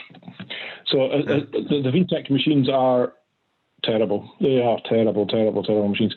I've got a Laser 50, a 100, a 200, a 310, and a 500 in the Laser range, and they're all truly awful. The 500 is the only one with a decent keyboard, in the traditional sense, a decent keyboard. That Laser 200 is an awesome keyboard. Funnily enough, though, that was actually one of the machines that's on my list of, do you know, I actually want one of them because it's cool. Good. It is cool. It is cool. It is awesome. The thing is, right, if you look under the bonnet, mate, you're going to be surprised by the amount of cardboard and hot glue. I don't think I will be, because I've seen some of the other stuff. I mean, why solder a keyboard cable on when you can literally sellotape it and just smother the thing in glue? Yeah. That's the way Ben Heck does all of his stuff. He swears by it. I don't know. It is absolutely. So the build quality of any VTech machine is horrible. When I first got the Laser 500, I thought it would be better because it's actually quite a big sturdy machine with a mechanical keyboard. Capability wise, it seemed quite powerful, and I had one dodgy key, so I thought I'll open her up and have a look at what's inside. Oh my god, just as bad as all its predecessors. They're just truly terrible. Glue everywhere, cardboard everywhere. Awful, but lovely. I mean, people think the Aquarius is a bad machine, but it's not. It's not a bad machine. It's a quirky machine with everything that makes it so poor is what gives it its strengths. That's why my Twitter bio says I'm a defender of the Aquarius. So I might have all these machines in my collection, but the Aquarius always stands out for me. There you go. So, I've linked, Roy, I've linked an internal of the 500. Right, Roy. So would you be open to an Aquarius next, for the lack of a better term, and would you embrace something like that, even if it had a mechanical keyboard on it or something? It depends what you're trying to achieve, because the thing is, right, so and here's a confession, and I make this confession quite a lot on Twitter, because people don't believe me ultimately, I think, because I'm one of the few, but I can't stand the Spectrum. I've never been a fan of the ZX Spectrum. I love the ZX80. I love the ZX80. I absolutely love the ZX81. It's one of my favorite machines. Right. The Specky, couldn't stand it. Why? Never took to it. Never had. I think it could be because at that point in time I was a Commodore guy, and maybe I just couldn't get past the whole 64 versus. I know, but however, I'm going to redeem myself here, Mac. Right? So, of late, certainly in the last year or so, I do appreciate the Specky a hell of a lot more, but it's only because of the Next. Right. Because I've got the Specky Next, I'm actively more involved with what the original Spectrum was all about, what it was doing, how they did it, why they did it, the problems that Uncle Clive had to overcome, etc., etc. And I've started to get an appreciation of that machine in its own right. And the irony is, of course, is I own every bloody model of Spectrum, but it's the Next that's sitting on my desk at the minute. It's the Next that I use, even to play the original Specky version of Elite. I'll run it on the Next. I won't actually load it on a 48 Specky. I'll stick it on the Next. So I would be in favour of one. For me, I use the 128 Grey. Right. Yeah. So prior to the Next, I actually used a +3 as my Specky of choice. +3, which is there, you can see. Yeah. Yeah, I see it. Yeah. I don't really use the +3 very much. I don't use the +2A very much, but I do use the Grey +2. Right. Because that is the original toast rack in a different case, basically. I know it's not the same, but it is the toast rack board. Because the toast rack, for me, was where it all was at. I remember that day when I bought the Spectrum 128 toast rack, and I took it home and I loaded Daley Thompson's Decathlon, which took 20 minutes. The joystick killer. Well, never mind the joystick. It was the music that came on, because it was the first time we'd heard proper music from a Sinclair Spectrum. Yeah, of course. The music at the time was Chariots of Fire, and it was done on the AY chip, and it was like, wow. Yeah. Because that just unfortunately Commodore guys were going. Yeah, you're right. Because they had the SID chip, and the SID chip was like far better. However, well, not just the SID chip, also the ability to have multiplane sprites as well too. Even though stock VIC only has 8, there's ways that you can make it. Yeah, I did lots of programming on the 64 to do multi thingy sprites and everything. you know, but basically, as you moved on, suddenly you found that, like, for example, the classic was Starglider. The audio from Starglider, right, on the Spectrum 128 was the same as the Atari ST. Yeah. Right? Yeah. Because, funnily enough, the Atari ST actually had the same sound chip as the Spectrum 128. Yeah, but the ST is also terrible, so, you know. Yeah.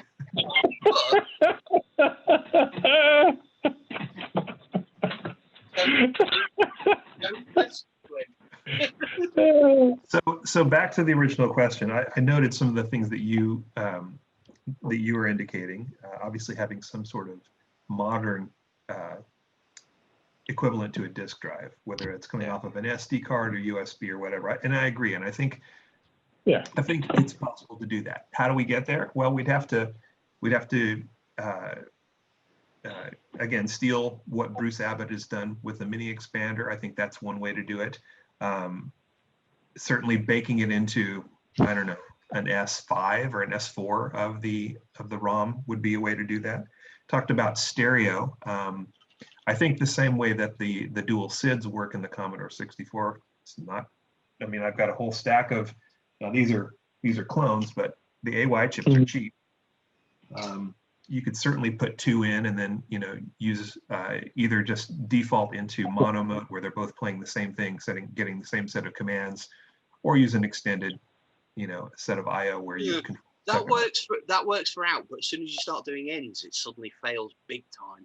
Hence why. Well, yes, and you discovered that when you had you had two AYs going at the same time. Yeah, and they play fine. However, as soon as you try to read any inputs from them, you really start getting clashes on the bus because they're both reading from the same port. So therefore, if you're running the micro expander in the mini expander, take the chip. Plug it in. Take the chip out, right? Take that out. Take that out, because when that's in this, you have problems.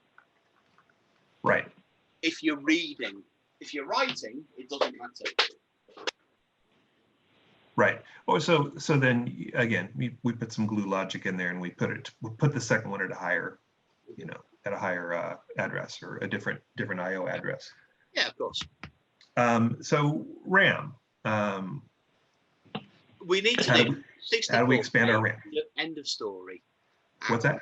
Well, you got to try and decide whether, if we went for next generation Aquarius, would we want it to be a bigger and beefier Aquarius, or do we want a new machine that will have the name Aquarius but will be backwards compatible? Because the Next is a totally new machine, but it can be compatible with its predecessor. So you get 2 meg of RAM with the Next, but that's not addressable by any of the legacy modes. Yeah. Right. So So I think if we're going to do a new Aquarius, an Aquarius Next, one of the other things I quite like about the Speccy Next is, I mean, the manual that comes with the Speccy Next is like that. It is a monster, and it's write it for us. It's 99% because of the new version of BASIC that comes with it. So it does come with an assembly monitor, but it comes with a brand new version of BASIC which is compiled, and it allows you to take all the advantages of the new hardware without necessarily having to learn any form of assembly. I don't think we're going to be writing a new version of BASIC anytime soon. Between us, we'll be providing you with a piece of hardware that can do some serious shit, but I don't think we're going to be. Perhaps we could add some of the functionality that you get with the BL BASIC, for example, for the Aquarius. So if we could, that's it. That's an extended BASIC anyway. What, mate? Isn't that an extended BASIC? It gets some puts and all that. It is. It's an extended BASIC, and one of the advantages it gives you is it'll let you write out the binary cartridge format directly from the command line, which is bloody handy. Yes. A bit of a fudge doing it through the printer port, I think it does, but it's fine. It works, and we could probably improve on that. But I think if we had some way of compiling BASIC, that could be beneficial for new owners. That's compiling BASIC, or because obviously BL BASIC does the cartridgeify your basic command, your basic programs. That's what the chap. It's still interpreted though. Yeah, I know it's still interpreted, but to be honest, if it's written in BASIC to compile it, we would. That's actually a big change. But not if we're going to use an FPGA though, mate. We could, in theory, run an entire tokenizer in RAM. So we might not necessarily need to compile it, but we could at least improve its performance considerably, just even by tokenizing. To be honest, it's already tokenized. That's the way it's stored. It's the execution of it. And to be honest, if you suddenly take away the every 4 clock cycles are thrown away on this is bits I didn't realize until I started looking into it in details. Every 4th clock cycle is thrown away on the Aquarius, and isn't used for anything because it gets a wait state thrown into it due to the way video RAM is accessed. So if we change the entire way video works so that it doesn't provide any wait states into the rest of the system, everything will work at core system rather than at although it says the system clock is 3.5, it's not, it's about 2.7. So that's just interesting stuff that I've found out through what I've been working recently. But again, we could also increase that. It doesn't have to stick. The legacy, it could be a legacy setting to keep it at that clock speed, but we could oof it up to whatever we can. There's no reason why we couldn't just oof it right up. So I think take a leaf out of the next book on some of the stuff they've done, and I think it would be ideal. I mean, as you say, the micro expander does an awful lot for us at the minute. I mean, I love the fact that I can write directly to the USB key and not just read, because an awful lot of the modern Arduino and stuff like that that's out there are read only. Yeah, so it was a huge advantage being able to write to that USB fob, and then the other advantages, of creating binary cartridge ROMs and things like that. Right. But so I think I'd probably let you off with a mechanical keyboard, Sean. Well, more importantly, I think having a keyboard that if somebody did want to do development, again, I think having an extended, beefier version of BASIC that can access all the expanded hardware is great. Well, and actually, you've hit upon a good point there, because certainly all the development I've done on some of my elderly machines, the Aquarius included, and a large majority of Aquarius was developed on an emulator. I was only using my real Aquarius to make sure it would work and that the timings were okay, because as we all know, the emulators aren't perfect when it comes to that.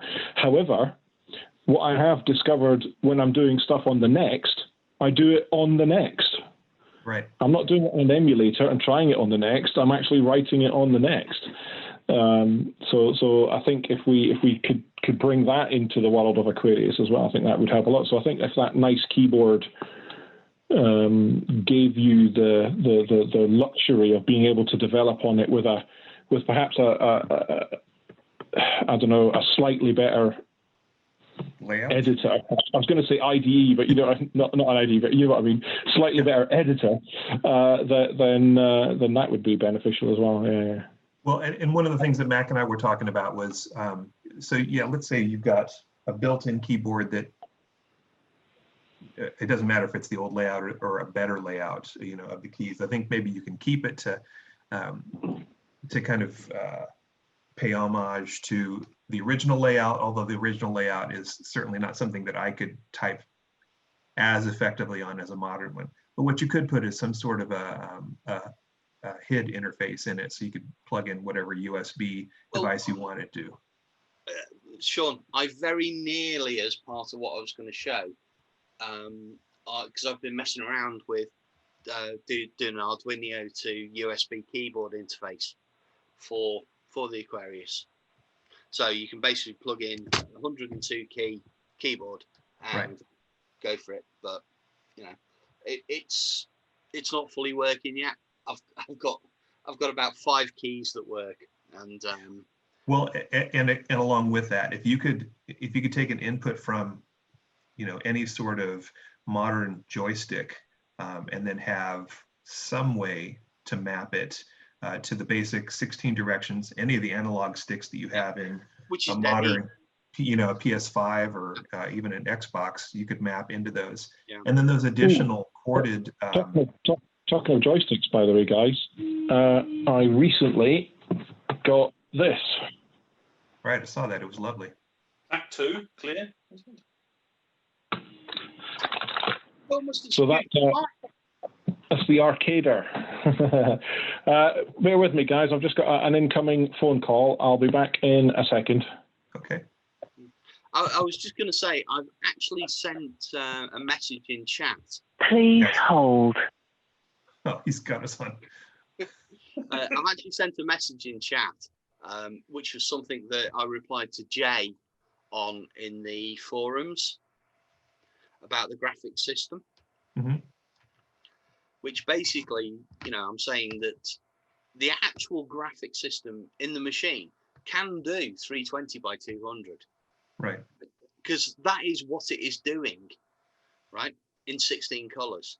However, right, it's purely gimped because we have this, every 8 cycles, it says, take a byte from memory, what's the byte, pass this down, and then feeds it into the, you know, sort of thing, register, which then clocks it out. Yeah. So technically, like an Aquarius sprite. Yeah. So technically, it can do 320 by 200 in 16 colors. That is what the actual hardware is capable of. The logic that drives it gimps it to basically 256 by 256 by what's the name, characters. And I reckon it was done, like I say, about the memory speeds, you know, because they only have to read the memory once every one microsecond rather than every 279 microseconds. Right. But in a Aquarius Next, we don't have to worry about these things. I've got memory chips that are 15 nanosecond. You know, so you know the old 6116, they were 250 nanosecond. Right. So that's probably why it was done like that. You know, so I reckon. But saying that, to produce even if I did it just on the, you know, 16 colors with 16 for pixel 1, 16 for pixel 2, that's 1 byte per pixel. So that's 32K roughly of memory just purely to produce a screen. That's why it suddenly becomes, you know, when you've only got 64K of memory. Right. Memory's cheap, and again, you could just like modern video cards do. You could sidecard that and then just communicate. Well, if that was an FPGA, I wouldn't even notice it because it wouldn't even be memory. It would just be in the FPGA. Right. So we mentioned a little bit, and Roy brought up a good point of, you know, having an extended BASIC, and I think that's a good entry point for a lot of programmers, people who, you know, want to go back and, you know, and I always wanted to program this thing from the basic Aquarius programming book. But I think a lot of those have already found their way, you know, into CACs here and there.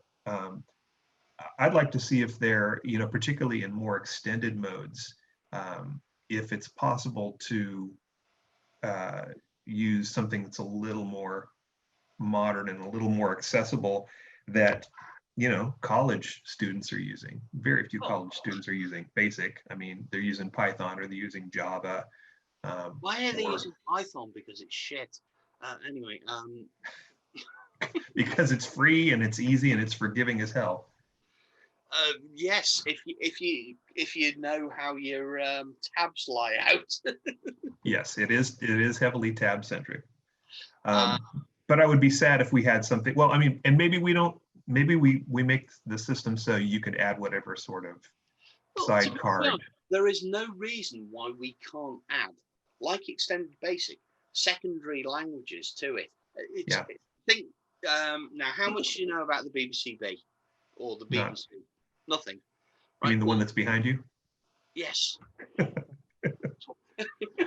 Say that he's on another line right now. It has the ability to embed assembly within normal basic, right? So there's no reason why you couldn't say, right?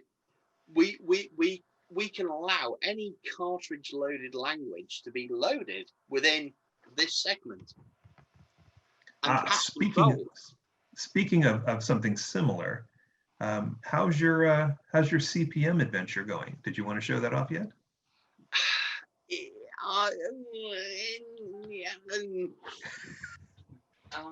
It's the job of an interviewer. Ask the difficult questions. Yeah, it's one of those. You get asked a difficult question. I tell you what, right? Give me 2 moments, and I'll load up the base part of it, and then you can see it. Okay, I'll tell you what. It's 5. I'm showing it as 5 till the top of the hour. I'm going to take a little bit of a bio break, and we'll come back exactly at the top of the hour. How's that? Okay. Sound good? Yeah. See you back in a minute. Stick it in the chat so that if Roy comes back, he doesn't think we've just all like abandoned it. Actually have done the top of the control pad. It just doesn't fit yet. So it's one of the things that I'm working on.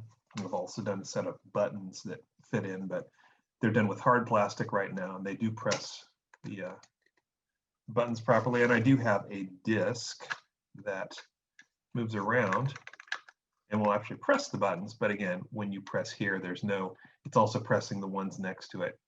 And the way the directional buttons work is if you push this one and this one, it's going to favor the north by northeast version of it rather than the north. So you can't always get cardinal directions with this particular one. So maybe I'll make the disc a bit shorter, but then have alignment nubs that actually push down on each of these.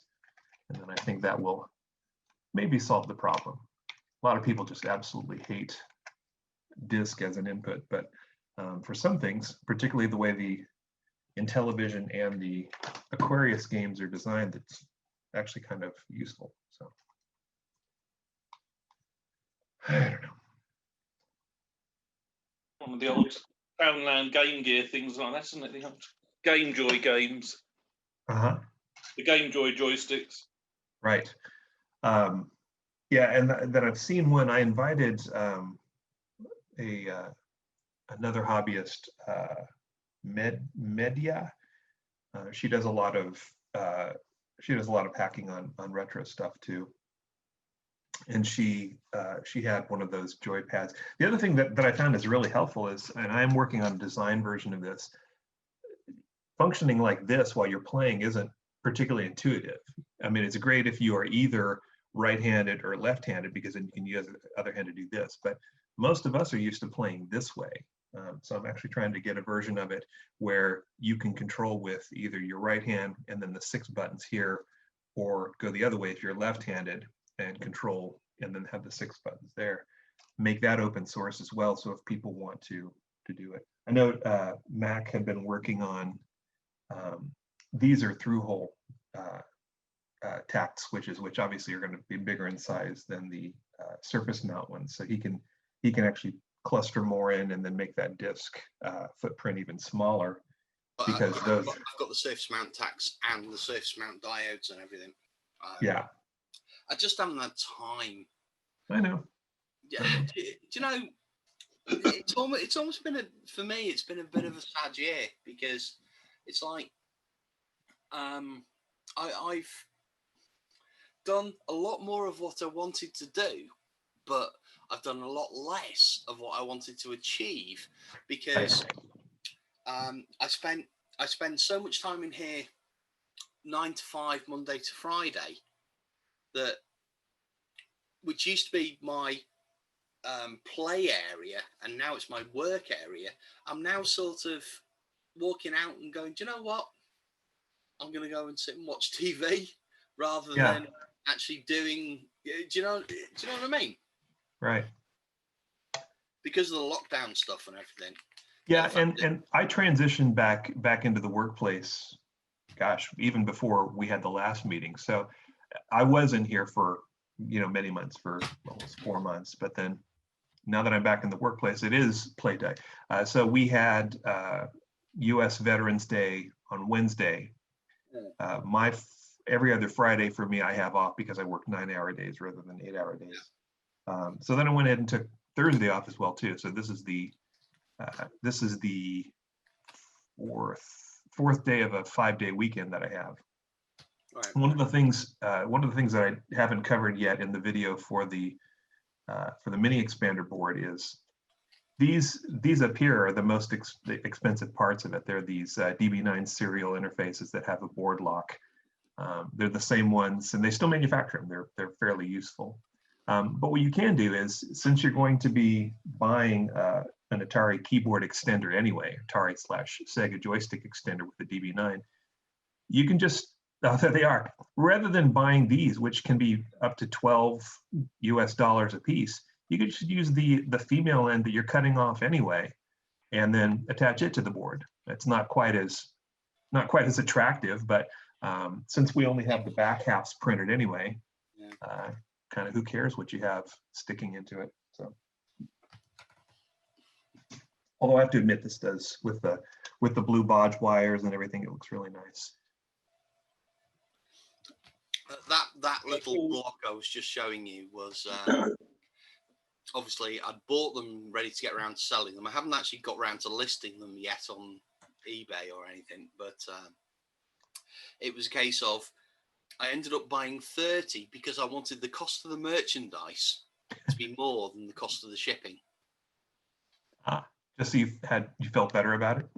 Well, it suddenly melted, because when I bought the original thingy boards, it was like the shipping was 24 and the boards were like 5. Right. And when you just think, this is wrong. Yes. Well, my wife gets on to me. My wife and my youngest daughter, they're like, wow, you're buying it from Hong Kong. They can't be treating their workers well. I'm like, I don't care. But I can't get it from Osh Park here in the United States for anything less than about $70 for 5 boards, whereas I can get 100 boards for that from JLC PCB. Yeah, and you can get 100 boards delivered literally within about 4 or 5 days. Right. And if you tried to buy locally, I reckon you'd be amazed if you could get it within 2 weeks. Right. And I mean, I've thought about buying one of those little micro CNC machines. Oh, no, I'm not going to pay $5,000 for a machine that takes almost as long as a 3D printer does to cut out a board that has much less detail. So I'm not going to do But it can't do multi-layer board. Right. It's only going to be. You're lucky if you can align it to the back, so the back is lined up properly. Yeah. So it's it's all. It's one of those. Everything's a little bit. I'm amazed, having bought the boards I've done from JLC PCB, how quick they are to deliver. Yeah. And they actually deliver via DHL.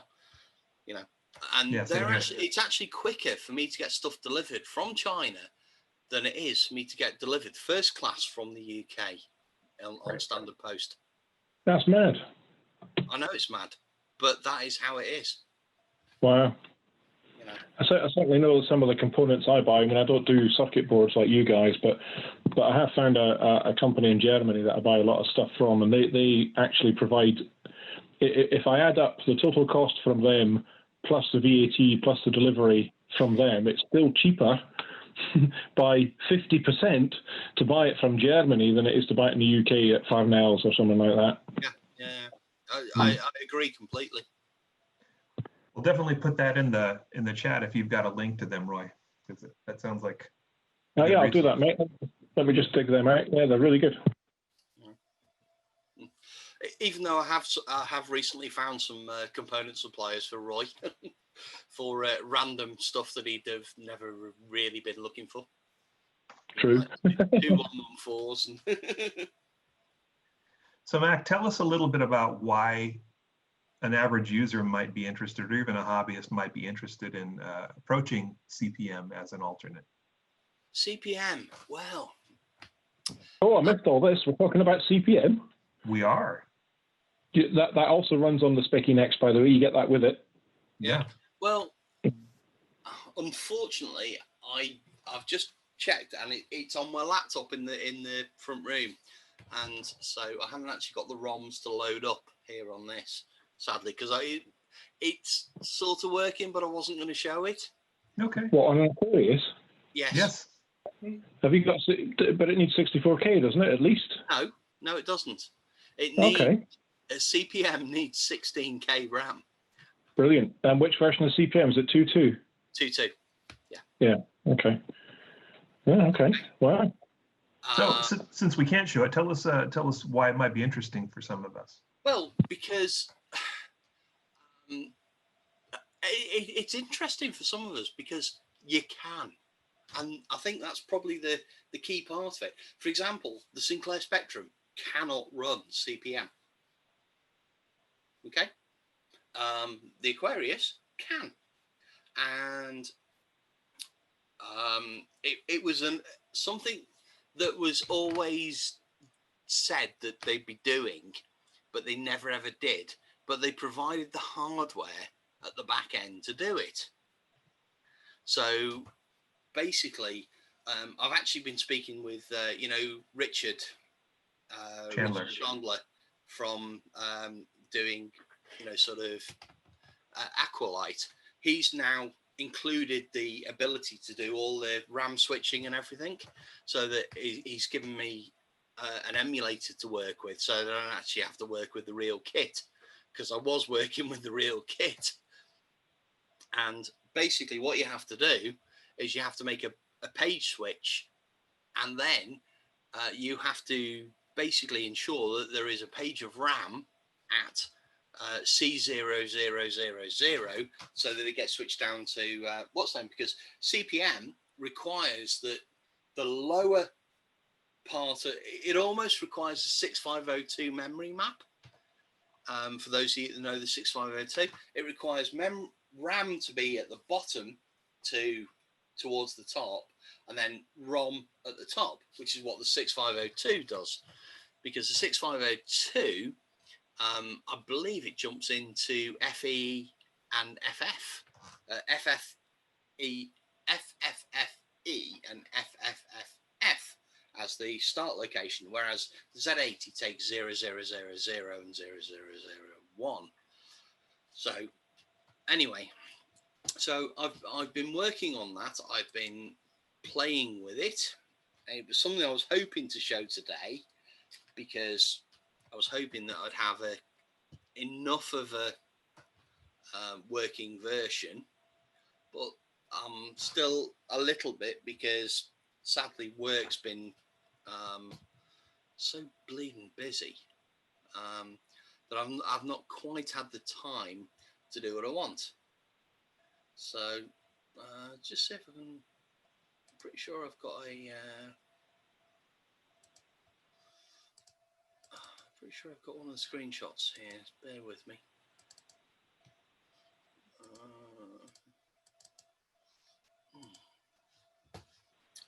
Where have I? Right. Something. Two moments, and I'll.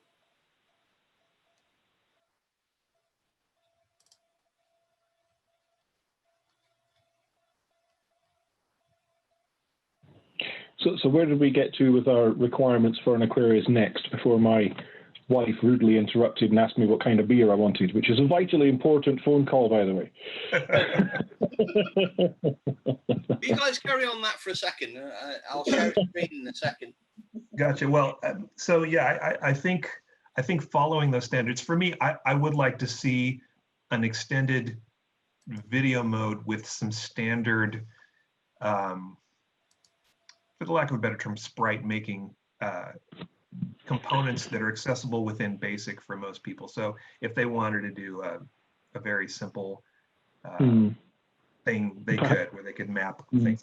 Definitely stepping out, leaving the legacy character-based ROM intact if you want to run the legacy stuff, but then having a true, bitmap, 16 color bitmap mode would be. Well, as opposed to just UBS, you mean you'd want a whole sprite implementation, would you? Or I think so. To give people who wanted to do it a leg up, and it could be, depending on the hardware we use in the back end, it could be, well, the hardware we use in the back end.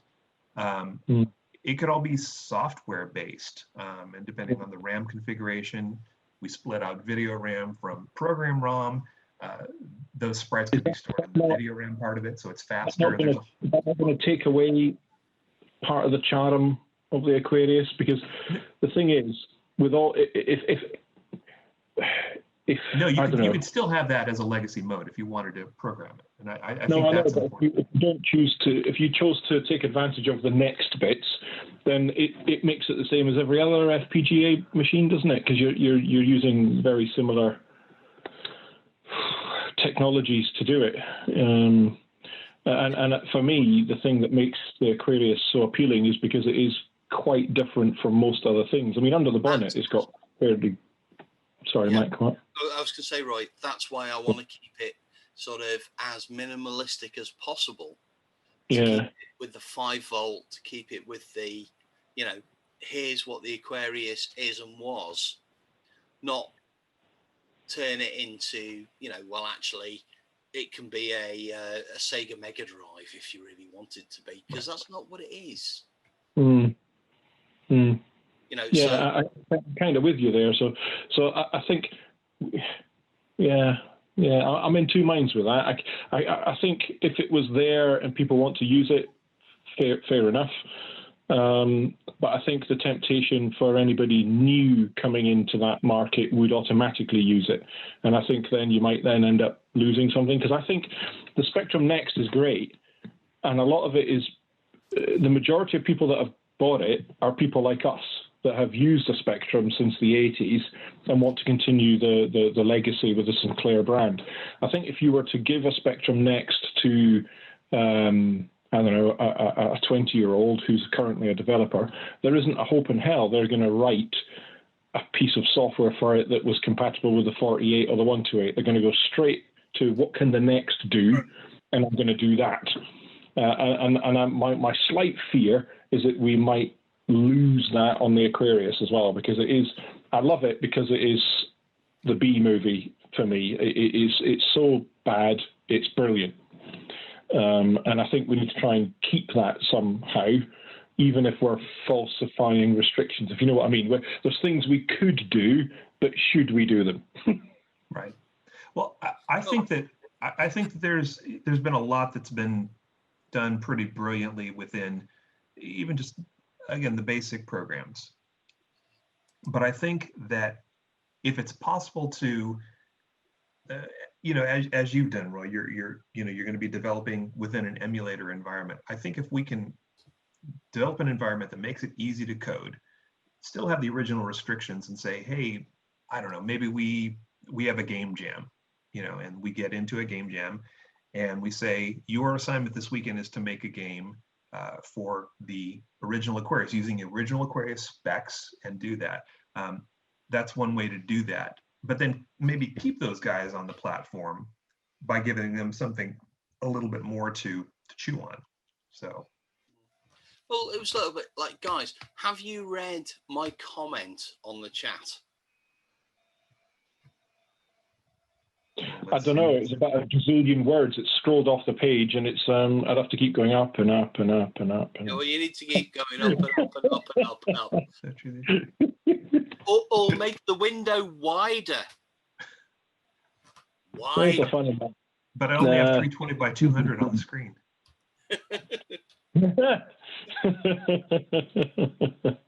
I think so. Yeah, I mean, so let's say we're staying within the original spec, and I have no problem with doing that. I think it would be good if we could create a baseline hardware that stays at the 5-volt level, that allows people to play with it, but gives a little more elbow room. And I don't know if that's through page flipping of memory that happens seamlessly for folks, but then also open up that character ROM. Make it programmable, not necessarily from the front end, but at least switchable. So if people wanted to put custom character sets into, that's dead easy. Yeah, exactly. So that they, you got to get really creative with it. You're not going to have a full, bit accessible set of characters to that. Bruce has already done that in the fact he's basically lumped a 6116 RAM chip in there, which he preloads from a set part, and it's actually in.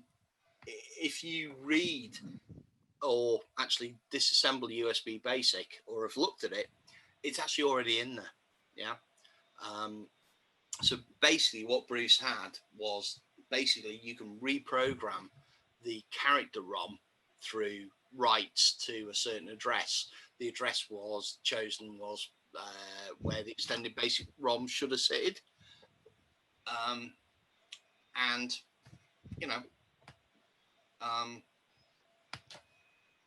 it's there, but sort of it's we probably need to identify as this is almost, in some respects, we're now looking at the team that is going to be taking the Aquarius into the future. Oh dear. Yeah, exactly.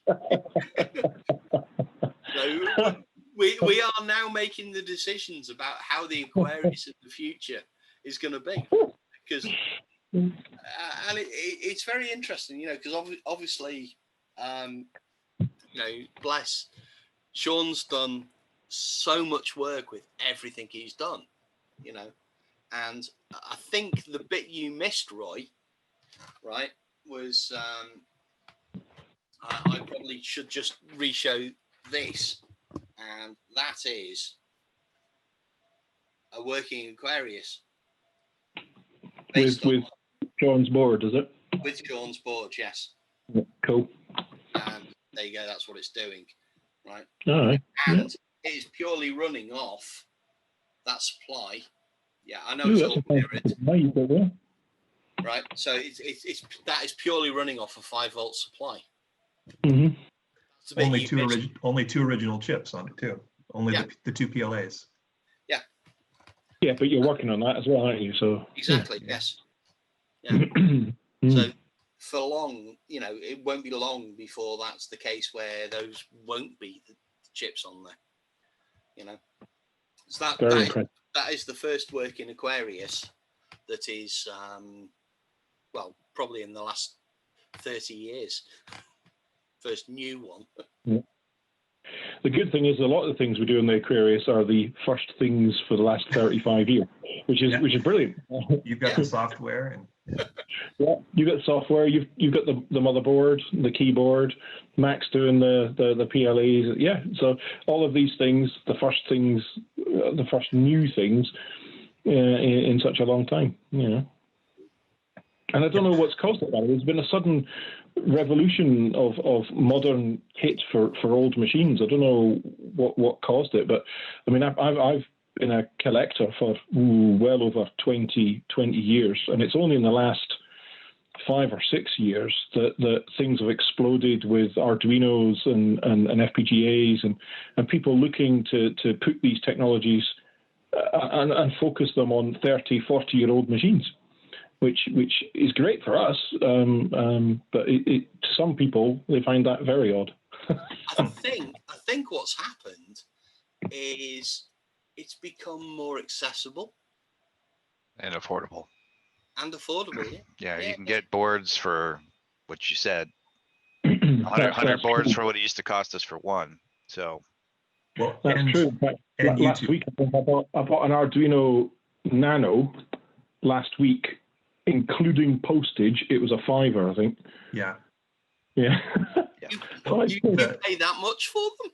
I got Well, really- the key- the keyboard wedge. wedge, the keyboard wedge that I wrote for the C64 has a spot for a Nano because I can buy them cheaper than I can get all the parts for it. I'm not going to surface mount all that that 18 mega crap onto a board. It's not worth it. I think also a lot of it is people of our ilk who would have done these things when we were younger. He means age. Yes, I do mean age by that. You're right. But would have done these things when we were younger, but couldn't because we couldn't afford to. Now we think, do you know what? I can afford to buy an entire run set of every resistor ever produced because I can. Right.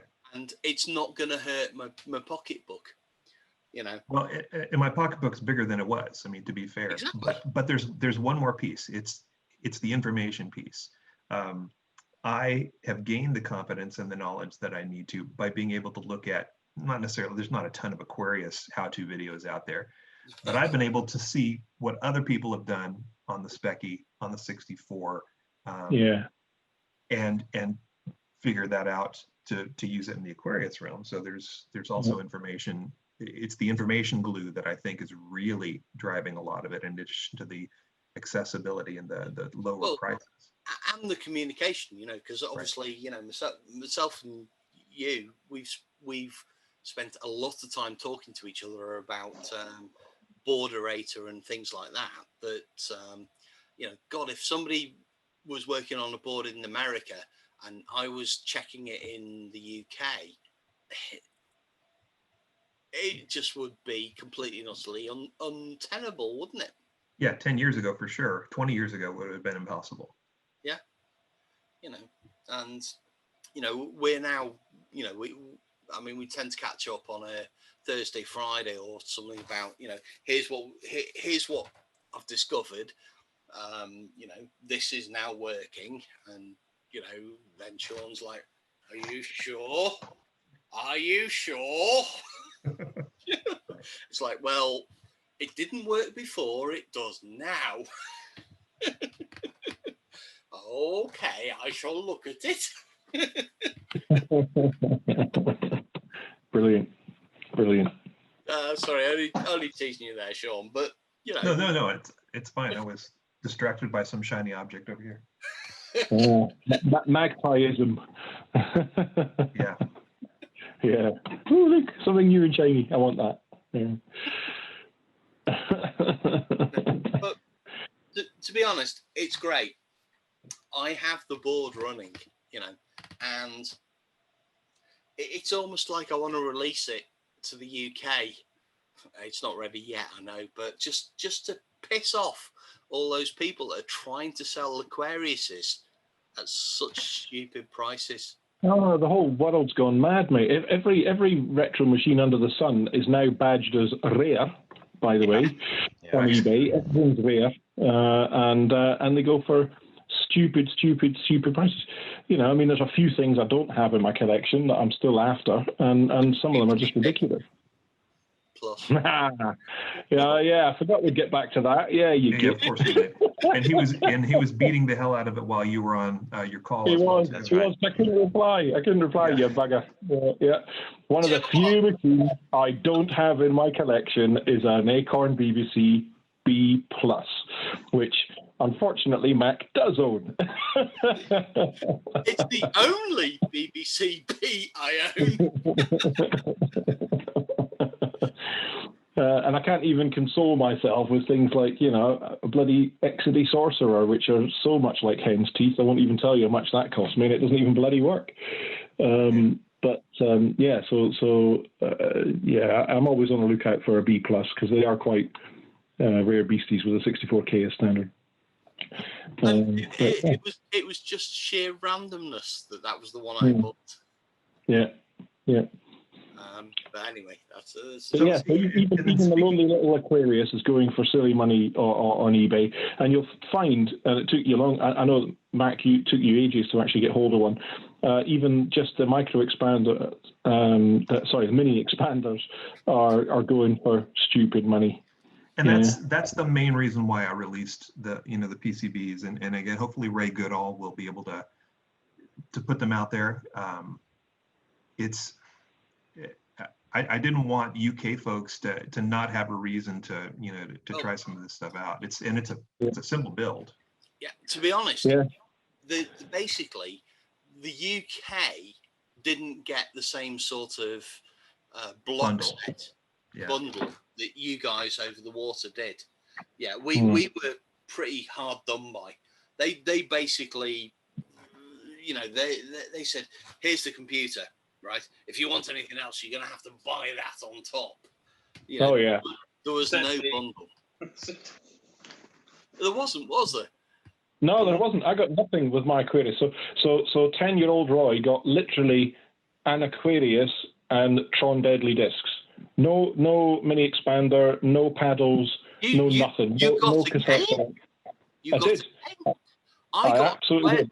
I got an Aquarius. and a lump of coal. And that was it. Yeah. No, I got Tron. I challenge anybody to a game of Tron Deadly Discs. I get over 1 million every time I play it because I've been playing it since I was 10 years old. Well, it's a bit like the first game I ever bought was what do you call it? Night Stalker. Night Stalker, yes. And I can now play Night Stalker indefinitely. Astro Smash is the same way for me. Yeah. Astro Smash is easy. I mean, I stopped playing Astro Smash because you get bored because you've got 4 gazillion lives and you just can't play it anymore. Right. The Intellivision version is much more challenging. So. Well, the television version of Burger bloody Dropper. Burger time on the Aquarius is quite hard, isn't it? Trying to get off the first level is very difficult. Does anybody have, by the way, I think I covered it on our last meeting, but I think most of us have probably got all the cartridges because they were dead easy to find. Or they were in the UK. Have you got any tapes? Because I've got some of them because they're like, in the UK, these things are like hen's teeth to try and get hold of. Well, I did buy recently, as you probably know, a what's name from the UK, which included tapes, and Royal Mail conveniently lost it. You don't work for Royal Mail, do you, Roy? Do I work for the Royal Mail? Yeah, just asking. No. Why? He doesn't want to offend you any more than anybody. You want to know where these came from, right? Okay. Anybody got this one? No. It's just the Royal Mail happened to conveniently lose an entire order, a purchase I'd done of an Aquarius. No. Ignore if these have got 2 Mack written on them. Ignore that. It's just a misprint. What else we got? That's a hard game. Anybody played Ed on? I have played that one. Yes. Yeah. Getting it on tape, bloody damn near impossible. Bounder as well. I've got Bounder. Yes. I'll leave that to last. There's apparently 3 of these, but I've only got the one. So if anybody's got games pack 2 and 3, 2 and 3, they're actually in the, I believe, in what's the name? They're in games pack 1, 2, and 4. Right. Are in the release of Virtual Aquarius. I've played them. Yeah, I've played them. I've got Pack Mister as well, which is not too bad. And that's the one that took me about 20 years to find, which is Driver, which is very good. You need to cackify that one. That's not in the Virtual Aquarius CAC list. I'm not surprised because I think they produced about 1.5 copies. And I've got the one. So I will digitize that. I'll WAV it and cat it. You could do like stick- that one fellow does and copy the audio cassette onto another high bias and photocopy the outer shell and sell it for, 60 bucks or 60 pounds. What do you mean, like some of the other bleeding twats are? Sorry, Yes, people are absolutely. on eBay. I'm sorry. I've really got upset, as I'm sure the rest of you have, about some of the prices people try and charge for stuff on eBay. Oh yeah, I tell you the best one I saw. I think it might even still be on there. But I was following an Acorn Atom. Was that the boxes? The box, just the box. €190. 190 quid for a box. Yeah, just a box. Yeah. Well, you know what? Right. The irony of that one is, I actually know prior to that going on eBay, the guy said, right, I've just lifted this out of the loft. I've got this machine. She's perfect in all the what's names and still got all the, like plastics over it. Yeah. But there's no polys in the box, but the box is perfect. I think I'm going to sell the box on eBay. Right. And then the box came up on eBay at like 200 quid, and I'm thinking, you fucking. What are you thinking? I mean, and because a couple of people said, I've seen that. I thought 190 quid for a boxed Atom. That's reasonable. Yeah, that is reasonable. And then you realise it's just the box. Yeah, brilliant. Thanks. I do have all the boxes for my Aquarius, so maybe. 150 quid just for the box, 50 quid for the polystyrene. Hey, to be honest, mate, I'll take the 150 quid for the Aquarius because I'm struggling. The last two I bought off eBay haven't appeared. Oh bloody hell! The last two because they've been lost. That's why I was asking. Do you work for Royal Mail? Because the last two that I bought from the UK have just disappeared. That's ridiculous. Do you get your money back? I assume you've got. Yeah. Not on your roof, is it, like some other courier? It's not been chucked on the roof, has it? Well, I'm now starting to think of saying, do you know what? I bought it. Now, please don't send it via Royal Mail. Send it via DH fucking L or something. Yeah. Get it. Yeah. Well, you could always choose to get it delivered by Hermes, and they could tie it to the back of the van, drag it all the way to you, then lift it up in an airplane and just drop it roughly on where your house is. Now, you're going to say that about Hermes, and I'm actually going to say, do you know what? Hermes here, my delivery person, who I actually know, right, is amazing, and I've never had a single problem with any Hermes delivery. The only people I've only ever had a problem with delivery is Royal Mail. See, it's the other way around for me. Royal Mail are always brilliant, but Hermes, I'd rather it wasn't left out in the rain and kicked from your van up my drive. Well, you see, that's not how our Hermes people, because we're a small island and we know who they are. Yeah. They can't do that. No, that's good. That's good. Whereas normally for the Royal Mail for me are always brilliant. So I prefer the Royal Mail when it's stuff for me. I can't remember the last thing it went missing from eBay. But yeah, I've lost. Well, I haven't lost the second one yet. But the fact we're now 12 days into delivery, I'm starting. Yeah. However, I this.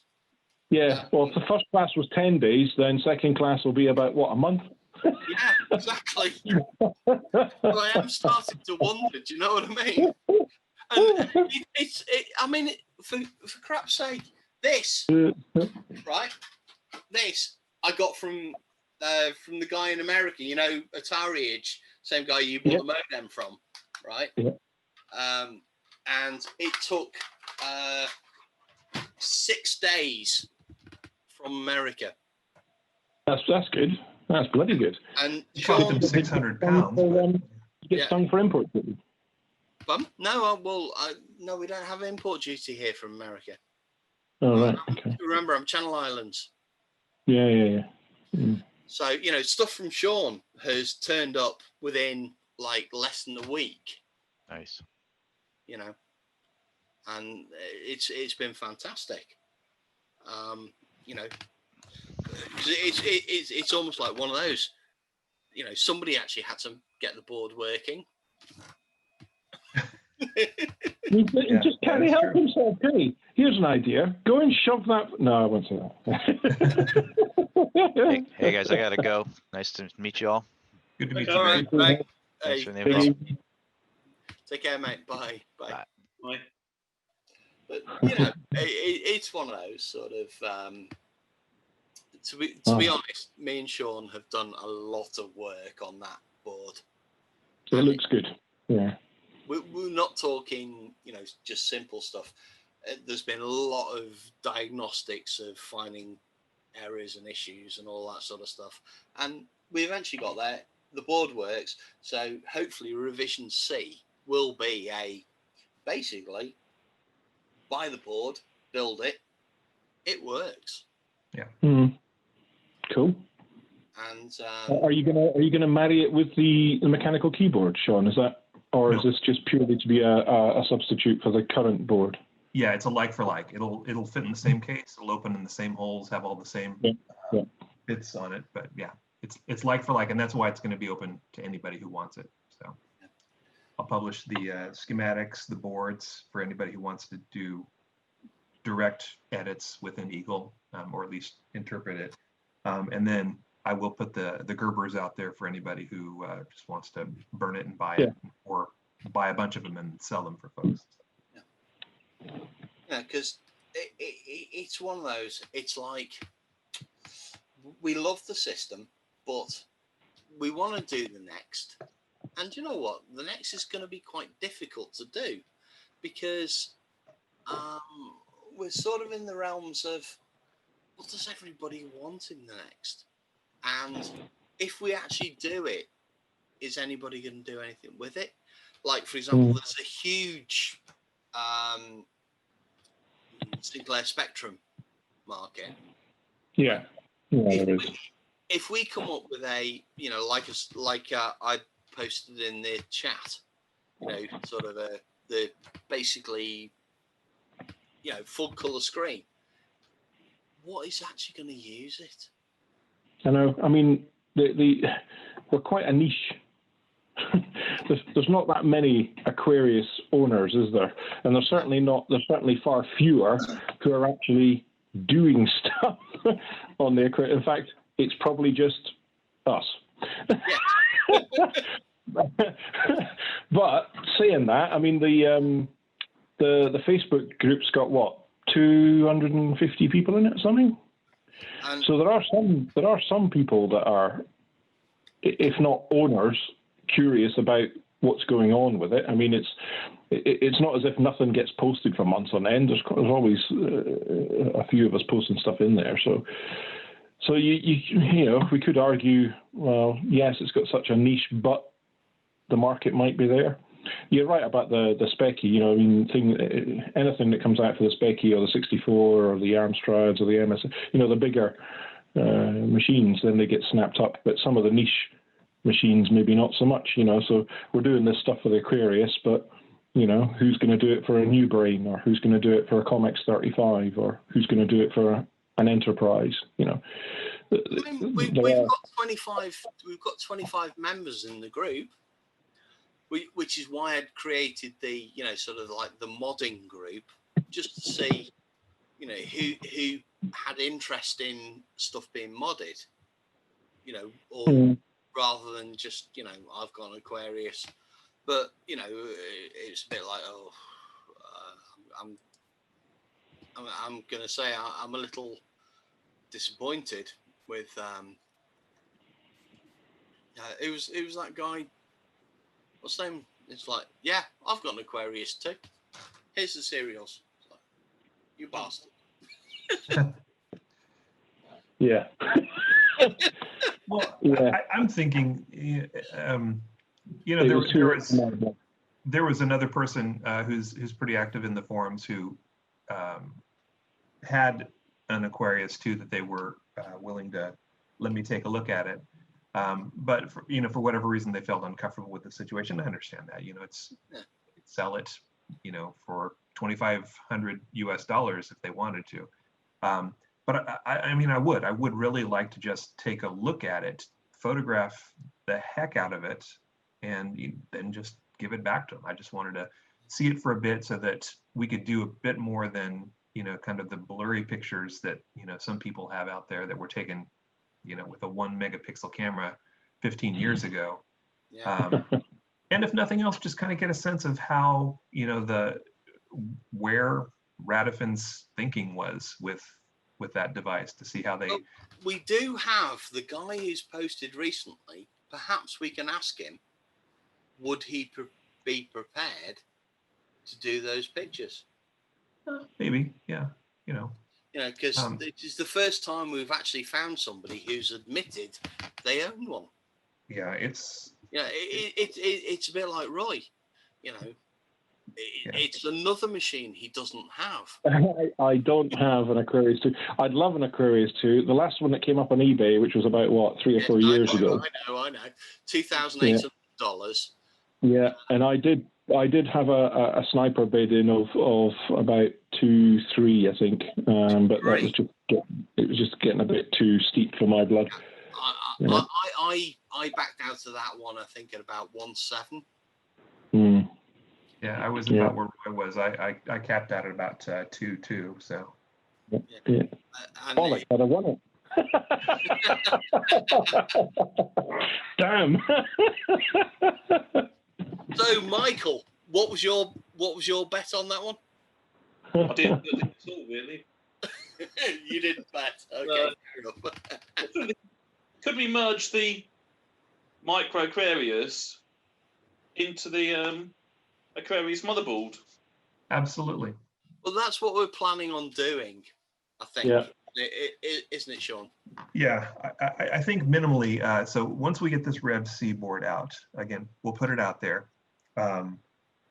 The Rev, and that's a Rev 1.1.0, which implies that this is basically a like-for-like replacement for the stock. We just have modernized it to the best we can. A 1.2.0 would start using replacement components, but it would still fit in the same case. It would still, you know, you could put it in the existing plastic if you wanted to, right? But would take care of. It would have some more modern components on it, and it would use probably a modern, like a Meanwell power supply, or it would just have a USB. A single voltage supply, rather. Exactly. Yeah, just a 5-volt in, so that anybody can plug it in. 5, 12, 9, whatever. Yeah, exactly. And in that case, some of the ports, we wouldn't change the position of the ports, and you wouldn't have to hack the plastic. But as I've done with the Aquarius AV mod, you wouldn't be running RF out anymore. You would have some sort of a micro DIN that could do SCART or whatever, similar to what the S-video. My plan is to use the same as the Harlequin, which is like a 7-pin micro 7-pin micro like DIN. Yeah. You'll know the connection. You've probably got one to hand, haven't you, Sean? A couple of them, yeah. But then, like for the printer port. Sorry, what's that? I was just say you've probably got one to hand, haven't you, Roy? One of the mini DINs. Yeah, mini DIN. I don't have one to hand. I've got a Harlequin upstairs though, but is it not composite that comes out of that? No, it does RGB. Does it? The Harlequin does RGB as well, yeah. Okay. All right. Okay. Yeah, I've got a 128 Harlequin. I don't think I've got a 48. Okay, fair enough. And then it's very likely that as much as I would love to continue supporting the data set, that's a lot of real estate that could be used for something else on the back. That massive DIN plug, which is kind of a unique plug, could be better used for certainly a serial port or something like that on the back, or just that one there. That could be used for you could put a USB port there. We can plug in your a USB straight into the back of that, similar to the way the micro does. And then that audio jack. Sorry, to be correct, we're looking at that's all throwawayable. Yeah, exactly. And I've got a CP, or I've got a diagram where I show the components here, the big caps that you just don't need anymore. You lose, it's about a quarter of the board real estate. You can start to turn these, 90 degrees, and if you've got the two PLAs, which take up, probably about a sixth of the surface area, Basically, there's a lot you could do. Yeah, and certainly you could do a SOIC version of the Z80 if you wanted to. There's a lot. I think we could. I think we could get the board to at least here, maybe with a little stub out for the power. No, to be honest, Sean, you can go a lot further because this bit can go. Right. So we can get a board that's easily half that size, or that at least leaves a large footprint about this big underneath the lower right part of the keyboard. You could use it for something else. Yeah. But I think part of what we want to achieve is we want it still to be the Aquarius. Yeah, that's what we have to try and remember. We're not trying to make a new Spectrum Next. We're not really trying to make a new machine. We're just trying to improve the Aquarius. Yeah. Right. I think you can quite easily take an FPGA and make an Aquarius Next. I don't want to do that. I want it to be an Aquarius. I want it to be as close to the hardware.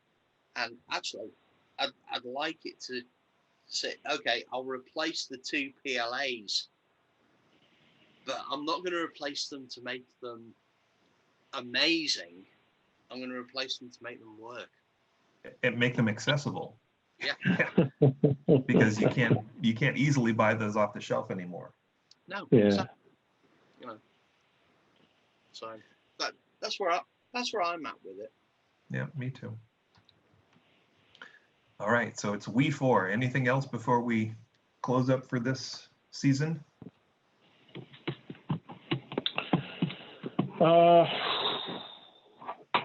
Apparently, I was going to say, apparently Roy's released Aquarium Worm 2. No, I haven't. Not yet. There is a new game coming. Yay! Yay! It'll be called Bomb Catcher, but it's not released yet. But it will be. It's actually playing on my Aquarius right here. It's on its demo mode, so it is actually done. I'm just waiting on the graphic, not the graphics work, the inlay covers and all that gubbins, because that, unbelievably, actually getting all the layout for all the cassettes and all this stuff actually takes longer than writing the game more often than not. It does. Yeah. Which is yeah. Hey, and I never got a mention for my little nifty machine code routines that you threw in. Yeah, well, you keep rubbing the BBC in my face, so you know. What are you talking about? The screen blanking, the rapid screen blank.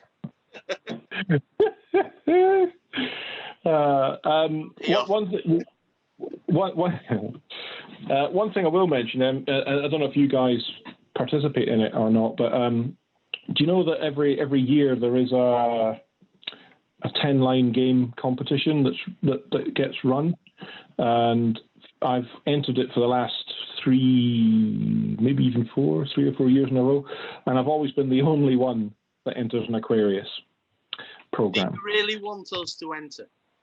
I'm just saying, I'm not. If you do, that's great. I mean, it has a few stipulations in its rules. So they run three competitions at once, really. So the hardest one is what they call the pure 80. So it has to be 10 lines of code. It has to be basic. it can only be the basic that came with the machine. It's not allowed to be an extended basic or an add-on basic, and you're only allowed 80 characters per line, which would be great, but as we all know, the Aquarius only supports 72. So already I'm at a huge disadvantage. Needless to say, I've never won. I always get in the top 10, which is nice. And at some point, I'll probably share. We didn't get time to go through it, but my latest one is all documented here, and it's got some nice, lovely pickies and things. But I'll stick it in on the Facebook group for people to chuck in and see what you think. All I'm going to say on this one, Roy, is normally I'm a little bit too busy to look into this type of stuff. It does take a long time. I've been surprised. Hey, trust me. Yeah, I've written a lot of stuff over my years. Yeah. I mean, it is not. I think I've written in every programming language, including assembly, and that knowing how to, and that's one thing I do know about the Aquarius, is how to save a single byte. is one of the few things I do know. However, I'm going to say I haven't bothered yet because I've been busy on other things. I can see that. Obviously, one of them being on the BBC B+.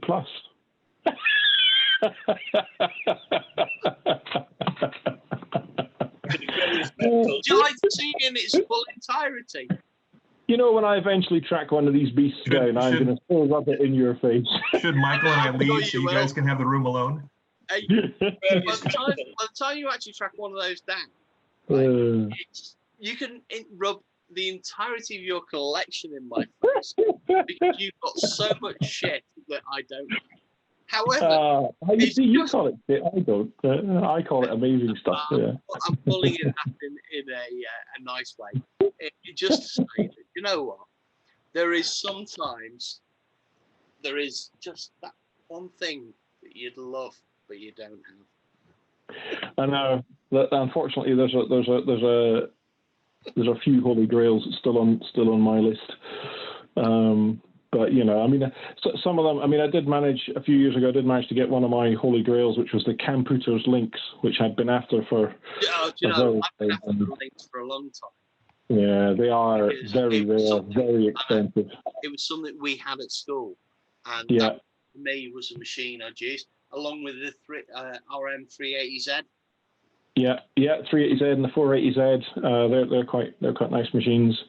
But yeah, so the Computer's Links was a bit of a white whale for me, as was the Exody Sorcerer, which I got fairly recently, and I'm hoping to repair that with, if I can actually get my hands on a 1600 microfarad, then maybe I'll get a bit further on. But you know, until such time. Anyway, guys, how are we doing? Are we good? Yeah, I think so. So I'll put the video up a bit sooner this time. Yeah, well. Some of the transcripts of the last one was interesting. I don't know if it was struggling with my accent, but I thought, I didn't say that. Where did I get that from? We're all struggling with your accents, Roy. Yeah, well, we won't have this problem because he's basically said fuck all. Because he was mute for the half. I don't know what's going on there. It's it works okay outside Zoom. The minute I launched the bloody Zoom client, it seems to cut my microphone off. Both of them, the one on the top of the laptop and on the thing. Odd, but well, no matter. I mean, basically, maybe Zoom's got class. I was thinking that, you know, it was struggling with all the images. Yeah.